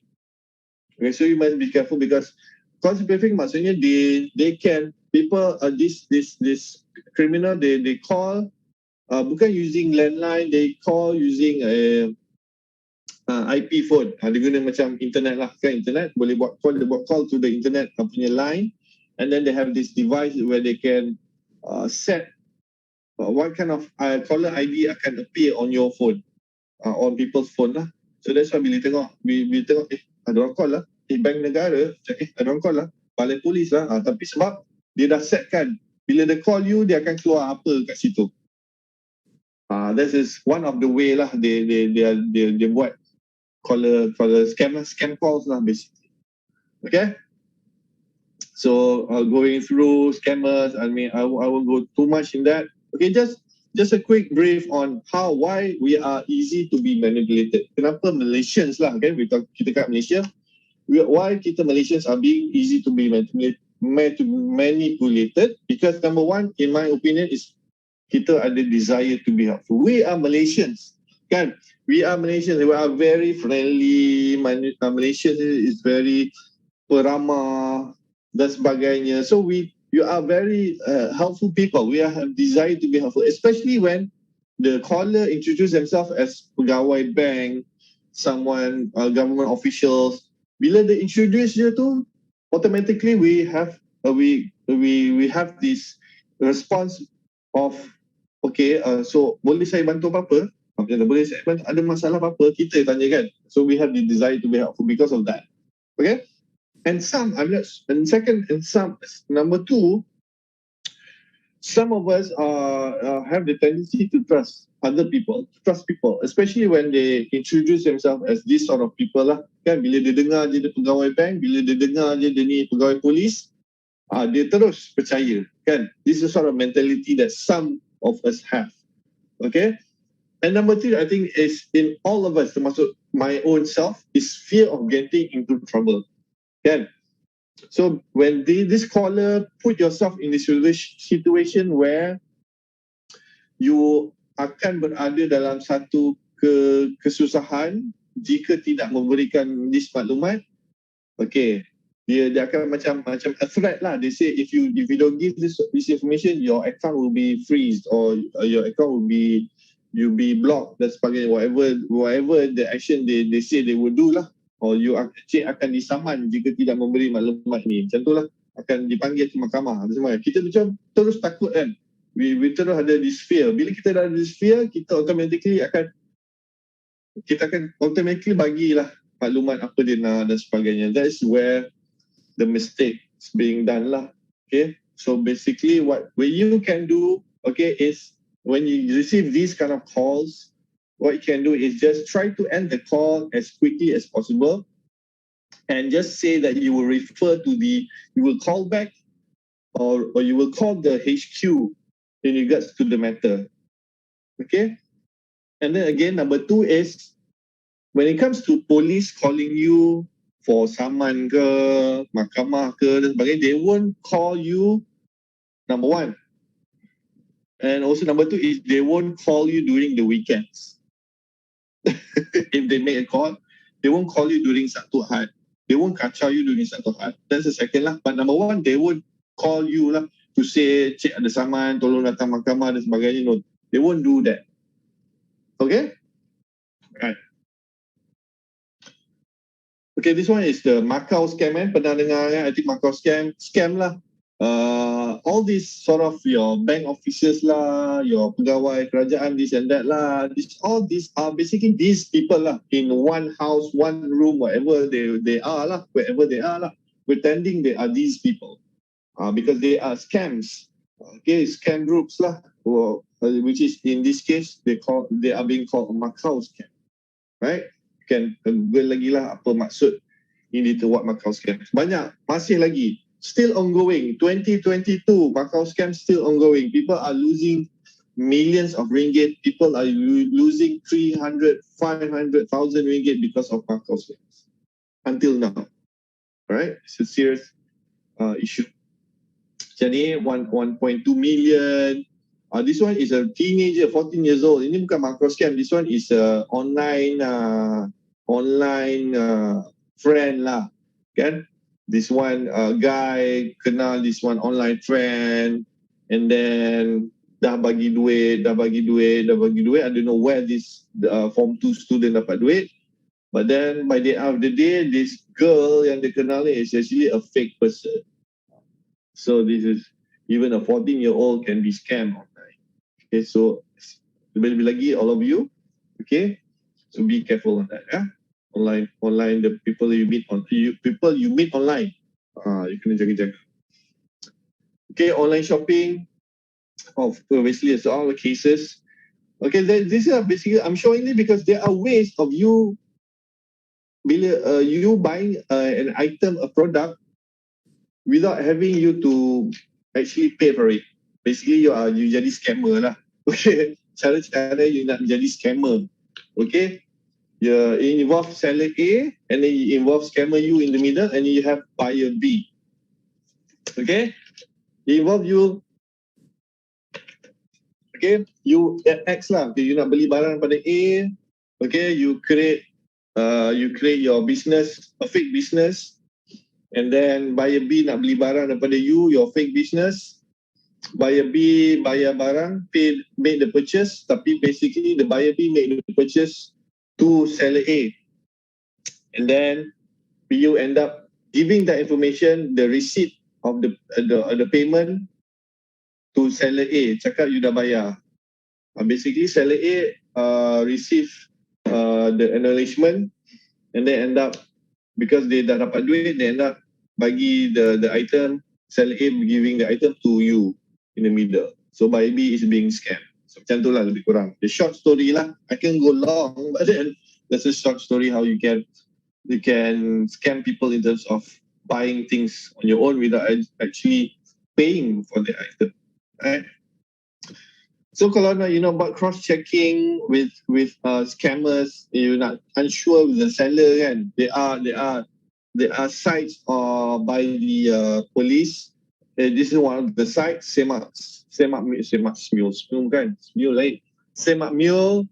Okay, you can check account and bank, and also telephone number. Okay, dia akan cross-check kalau dia keluar, kalau dia akan keluar dia akan keluar berapa banyak report dah dibuat pada account bank ni ataupun nombor telefon ni. Okay, so kalau keluar tu, you need to be careful lah sikit. Even more so kalau tak keluar pun, you need to be careful as well. Okay, so kalau anything to do with the scam, these are the official contact you can go make to the police. They even have the response center info line. Macam tadi dah tunjuk semak online checking, dan juga through their Facebook ad. So keep this, screenshot this and keep this in your phone in case anything happens to you in the future. We don't want that to happen, but then just keep this as reference, yeah. Okay, so tadi saya dah cerita pasal a bit more sikit lagi nak habis. So saya dah cerita pasal online crimes kan, or your scams, things like that. But then this one is basically about false information. Okay, obviously when we talk about information, so it all relates to the facts and the fake information, right?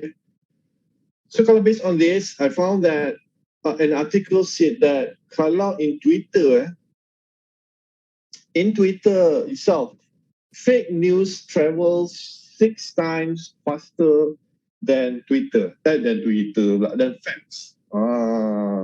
Kan? I think to those that have Twitter accounts, I think Twitter is basically a toxic platform you can be in from personal experience. Okay, because I like being on Twitter. This article is interesting because they say that fake news travels 6 times faster than facts.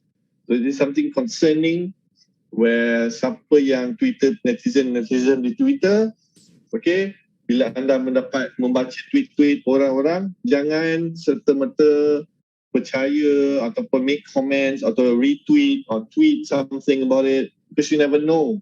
You never know is something that is a false information ataupun misinformation, even it's a disinformation. Okay, so you must remember that. Okay. So here I'll go through a quick evolution I would say, how fake news derive macam evolution of fake news. Okay, evolution of fake news. Okay, so fake news, I think in my own opinion okay, fake news started during even our childhood days during our primary school or tadika primary at most, or even during our high school days kan, we get these love notes from our friends yang nak peli kita cakap macam okay, dia suka someone, or even someone, a girl that likes you, leave a note under the table inside the book, things like that. So being a child or a kid at that time, obviously it's a total denial kan, sebab kita malu kan, masih muda, semua malu bila dapat surat-surat nota-nota cinta ni, kita malu lah kan, kita mana ada kan, I still remember kan, mana ada kan, tapi dalam hati suka kan, tapi actual fact kita deny all these claims all these fake news. It's not fake news lah, it's harsh to say it's fake news, but it basically it's some sort like a fake news. So lepas tu we went into the phase where SMS okay, nowadays SMS, I think among you guys, SMS yang you all dapat adalah SMS daripada MKN lah kan, TAC number lah dan sebagainya. Tapi back then, before we had actual stable online connection, we use or even WhatsApp, even to the extent we use SMS as a medium of communication. So satu SMS dulu 20 sen, satu SMS, so banyaklah kita SMS dulu. So at that time there's even scams lah, macam WhatsApp kan kita sometimes dapat these scams. WhatsApp sama juga, SMS pun ada dapat macam ni. Contoh, this is an actual SMS. I still remember getting also this SMS yang cakap kita dah menang RM20,000 daripada Shell. Okay, tapi dia sudah contact this common number kan, 012 kan, apa hal kan 012 kan. Tapi I believe ramai at that time, because of that phase di mana awareness of online threats ni taklah sehebat mana sekarang, setinggi mana sekarang. So people were banyak kena scam lah because of that. Alright, so ramai yang suka lah bila dapat ni, ramai orang tak percaya lah, ui dah menang RM20,000. Alright, so then bila dah ada internet, stable internet connection, things like that, then ada social media lah kan, which is what all of you are experiencing nowadays kan. So even the early days of Friendster lah, Facebook dan sebagainya, so there are a lot of content coming in, people posting kan, all this macam sampai sekarang pun kan banyak konten-konten, especially macam even yang banyak berlaku yang as a contoh lah kat sini is macam tragedy the plane MH370 kan. I still remember, because I still particularly remember the moment where the first week of it happened. Sebab masa tu netizen semua guna Facebook kan, cuma Instagram semua tak ada, so kita orang semua guna Facebook.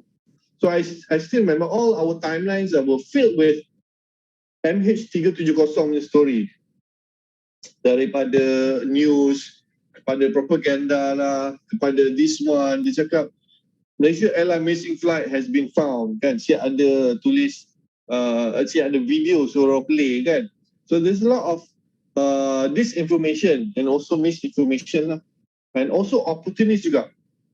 Gila tak masa tu, opportunist yang ada sekali dekat awal ni kan, masa awal-awal tu ada seorang individu lah, dia mengaku dia tweet ke apa, rasa dia tweet ke apa, dia cakap ibu dia lah is the stewardess dekat the plane. So this kid macam post lah very sad messages, pray kan for the mom, things like that. So he or she tak ingat lah, he or she gets the attention lah. Banyaklah orang follow dia balik dan sebagainya. And then even Awani, Astro Awani, the berita, even buat feature on this kid lah. Tapi I think by the few weeks later, they found out, ataupun someone found out that this dia actually is a fake account lah. It's a fake account. It's a fake individual. Okay. This individual is what I categorize them as opportunists. They take opportunity of that moment to gain followers for their account. Okay. Sorry, Mr. Edwan. Yeah. But we are running out of time, so Okay, would you like to conclude? Yeah. Okay, boleh. Okay. Right. So, okay, so masa ni curious lah. Okay, so curious dan sebagainya. Okay. So obviously the next one, last evolution of fake news will be deep fakes. Kan? Okay, you can Google to what deep fake is. Okay, dia macam muka you can put yourself in the face of a celebrity macam mana dan sebagainya. Okay, deepfakes ni macam kita kan, deepfakes can also be used to create fake news and malicious hoaxes. Okay, so to know more about deepfakes, you can YouTube search on YouTube deepfakes. So banyak contoh-contoh kat situ. So there's another level of deep fake content, which is deepfake ni lagi susah kita nak pastikan betul tidak this content. Alright. Okay, so jap, saya pantaskan terus kepada dia punya okay, ni lah Google search. Okay, this one my second last boleh second last. So what bila cerita pasal when I told you about googling yourself, kan? This is what we do several years back. When we Google, pakai Google platform, kita search MyCard, MYKAD. Kita jumpa this MyCard orang ni tau. Okay, we found this MyCard by the name Eileen. Okay, so what we did is we continue. We went on Facebook. We tried to search for Eileen. Okay, kita jumpa. And then Eileen, on her account, the punya account dia tak private at that time lah.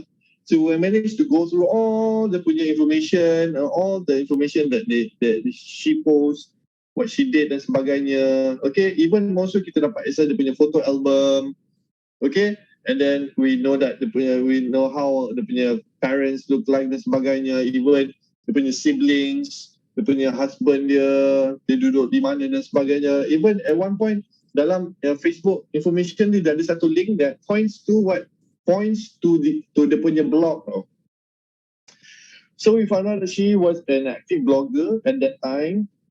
Okay, so basically daripada blog, obviously blog apa? Blog is like a diary kan to some people. So daripada blog ni kita dapat tahulah segala benda yang dia buat. Okay, and then we conclude things that okay, perhaps dia punya MyCard tadi kan, MyCard yang kami Google tu came from her blog. I don't know, for whatever reason she uploaded her MyCard online. So that's why bila kami Google at that time, dia punya MyCard dia appear. Alright, so basically what this shows that kami masa buat research tu, we are like a stranger that pakai Google search, and then we know from top to bottom about a person without having until this day met this person named Eileen sampai sekarang. Tapi we already know apa dia buat, siapa dia dan sebagainya. So this might happen to you without ever you realizing it. There might be someone is doing a research about you, is being following you on IG ke, tengah mengumpul information of where you are, you belanja kat mana, you ni umur mana, tengah kumpul gambar-gambar you yang cantik, yang handsome, kan? Tengah kumpul for them to bila dah sampai masa, they will take another step. Hopefully another step in maybe nak jumpa ke, nak communicate dengan you dan sebagainya. So nowadays we need to be careful if you are active on social media, you selalu post gambar ke, yang you selalu upload content dalam online dan sebagainya. Okay, so you need to be careful on that. Okay, So I perlulah, I think I need to dah cerita pasal the scenario landscape, dah cerita pasal the cases. So I think for to finish my session is to share the best practices lah, satu je, okay, which is I will call it to lead by example. This is very important. What I mean by lead example is for us to be proactive ataupun an internet leader, pemimpin internet. Everyone of us is an internet leader, pemimpin internet. Tapi how do we be a proactive internet leader? Okay, impactful internet leader. Senang. Follow these three points, which is TIP. Tip for being an internet leader. What is T? Number one is thinker. Okay, thinker tu apa? You as individual are able to identify threats and dangers online. That's number one, being a thinker. All right. Number two, it is inspire. Okay, be inspirational. Right. So you as a content creator, a netizen, you inspire others. You create content to inspire. You post something to inspire others. Tak kisahlah through your artworks ke, through your posting to your gambar ke, whatever it is. Be inspirational to others in a positive way lah. Kan, tunjukkan positive manners to others online. Like create a positive identity of yourself to others. Right? So that's I. P, proactive. What is proactive? You always must be consistent, okay, in being positive online. You jangan buat seminggu je, lepas tu dah jadi negative person pula online. Okay, you must always be consistent in what you do. Obviously, in life you need to be consistent in order for you to achieve success. Kan? So always be proactive. Okay, jangan be reactive. Be proactive in what you do in becoming an internet leader. So senang saja, right? TIP, internet leader. So to end things off, to summarize, slightly fast forward sikit tadi ke hujung. I told you about the understanding of information data, the landscape, the incidents, the scenario, and also a bit of the guidelines or the best practices that is becoming how to become a efficient or impactful internet leader. So, okay, my last two words to advise is being online as a netizen. Say what you need to say, less of what you want to say. Yo, faham tau? You kena faham ni. Say of what you need to say, less of what you want to say. Alright, so that's where you are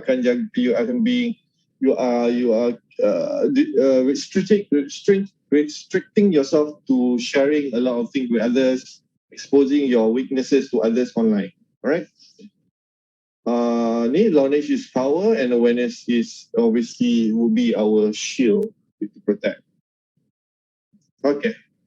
So these are the social media ni yang boleh follow. So that's about it from me. So I bagi balik kepada our MC, Miss Dini. Thank you, Mr. Edwan bin Muhammad Aidid, for a very insightful sharing. So I'm sure there are a few things that we could ponder and take action from now on. So now we will proceed with the Q&A session. I will only select 2 questions from the chat box. So, but fret not. Other questions will be answered later via email. Yeah. So sorry for these due to the time constraint. So first question for Mr. Aidid from Lynn. I am from Group 9. So nowadays it is necessary to agree the use of terms and policy when we register account for websites. Well, there are always news about leaking privacy through this. So I wonder, how will relative department protect our privacy by strengthening the supervision?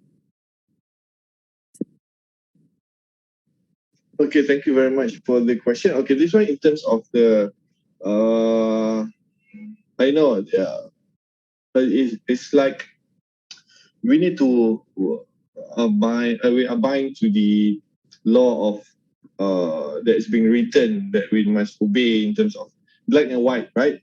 Some things we have it in black and white, but in actual fact we don't actually practice it in real life, right? So I do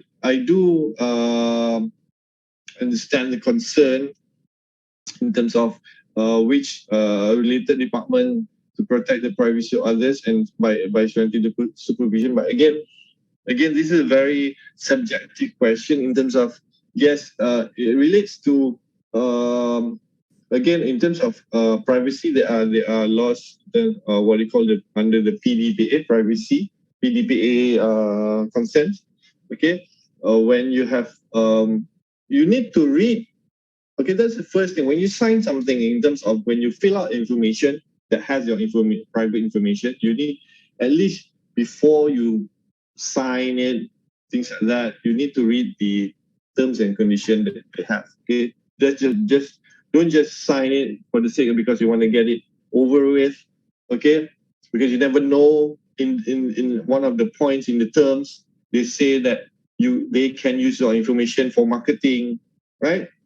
So because you don't read the terms, you just sign the papers or just agree to the terms. Okay, there are also terms where you need to agree in order for you to use the services.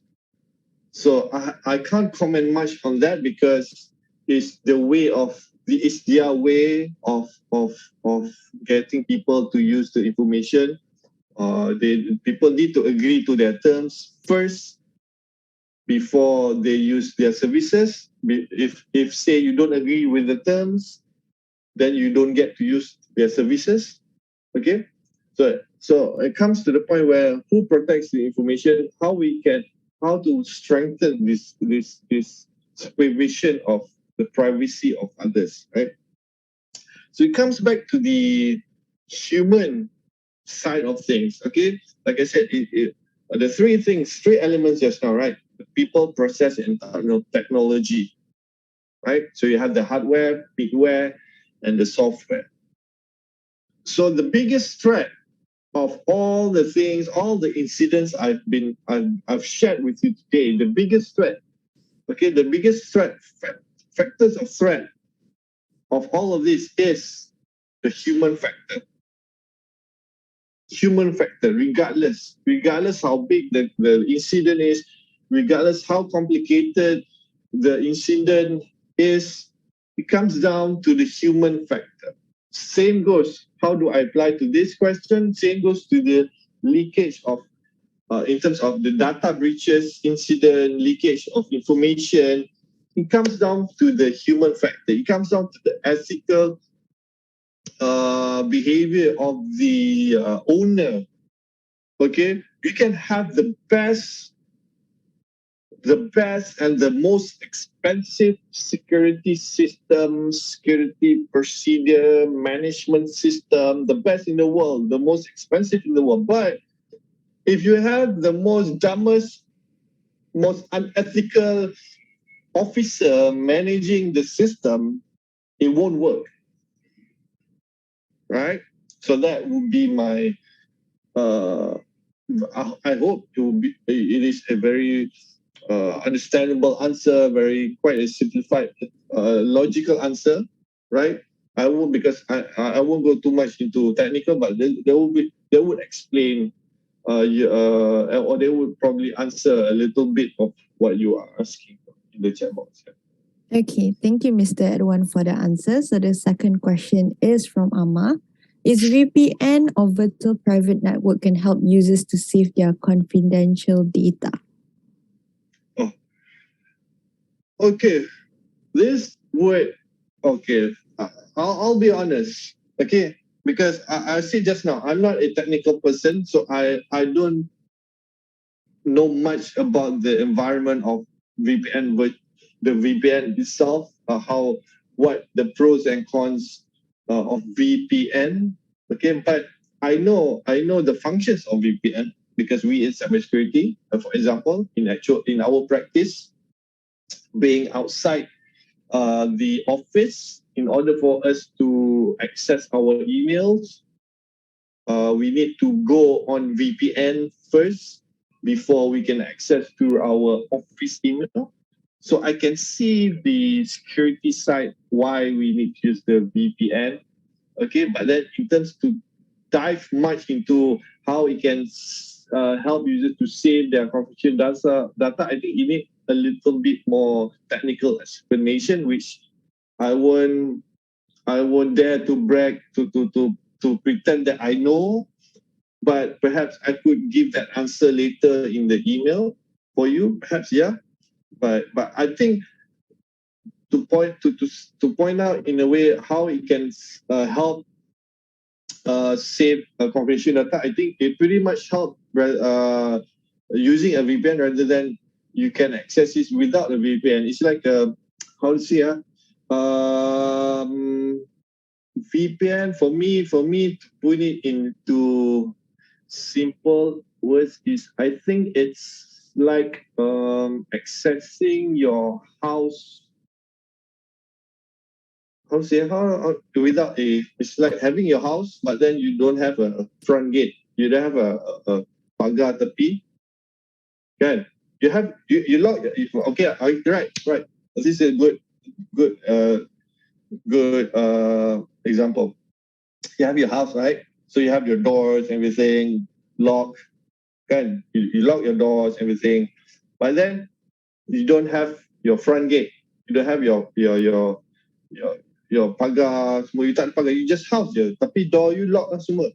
Okay. So what would be a better off in terms of security? Having just that house, or having a house, locked house, everything, but then you have also a front gate, we have front gate with a front gate, and you have pagar tepi, and then your front gate is locked. Better, it's a double protection, right? So something, I think that would be how maybe some of maybe most of you are more technical than me. Tapi that's how I see VPN is lah. It's like you are being much more secure, kan? I think maybe some of you kalau nak tambah pun tak apa, boleh explain. Tapi that's how I see it.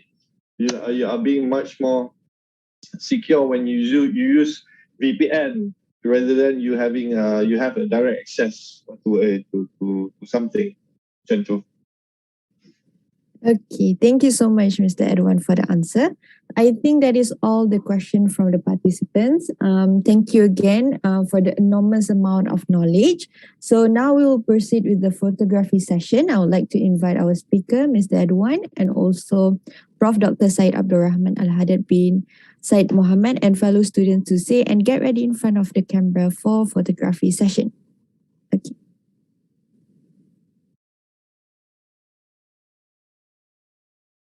Before we end, can I answer the last one too? Before we end after this? Oh, yep, sure. Okay, kita ambil gambar dulu. Does anyone wants to open their camera? Okay, wait.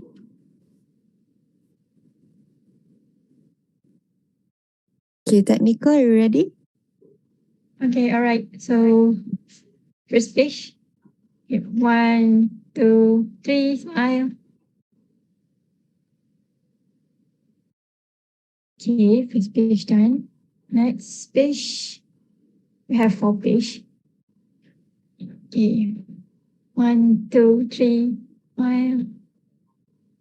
Okay. Okay, next page. 1, 2, 3, smile. Okay, and then the last page. Okay, 1, 2, 3, smile. All right. Okay, thank you. So Mr. Edwan wants to answer the last question, is it? Okay, quickly. From Nur Farja, she asked that do every of our content in social media will be reviewed and checked by company to filter the copyright and security issue, even though our account has been set to private at the setting. Okay.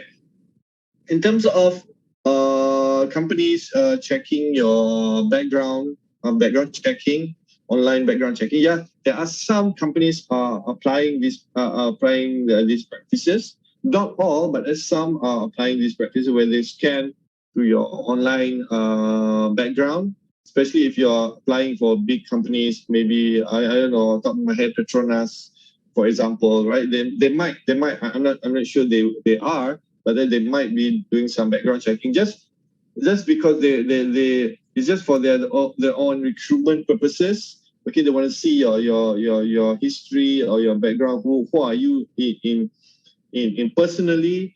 Okay, because some of us, I mean, we are basically nowadays we are living in two worlds where we have two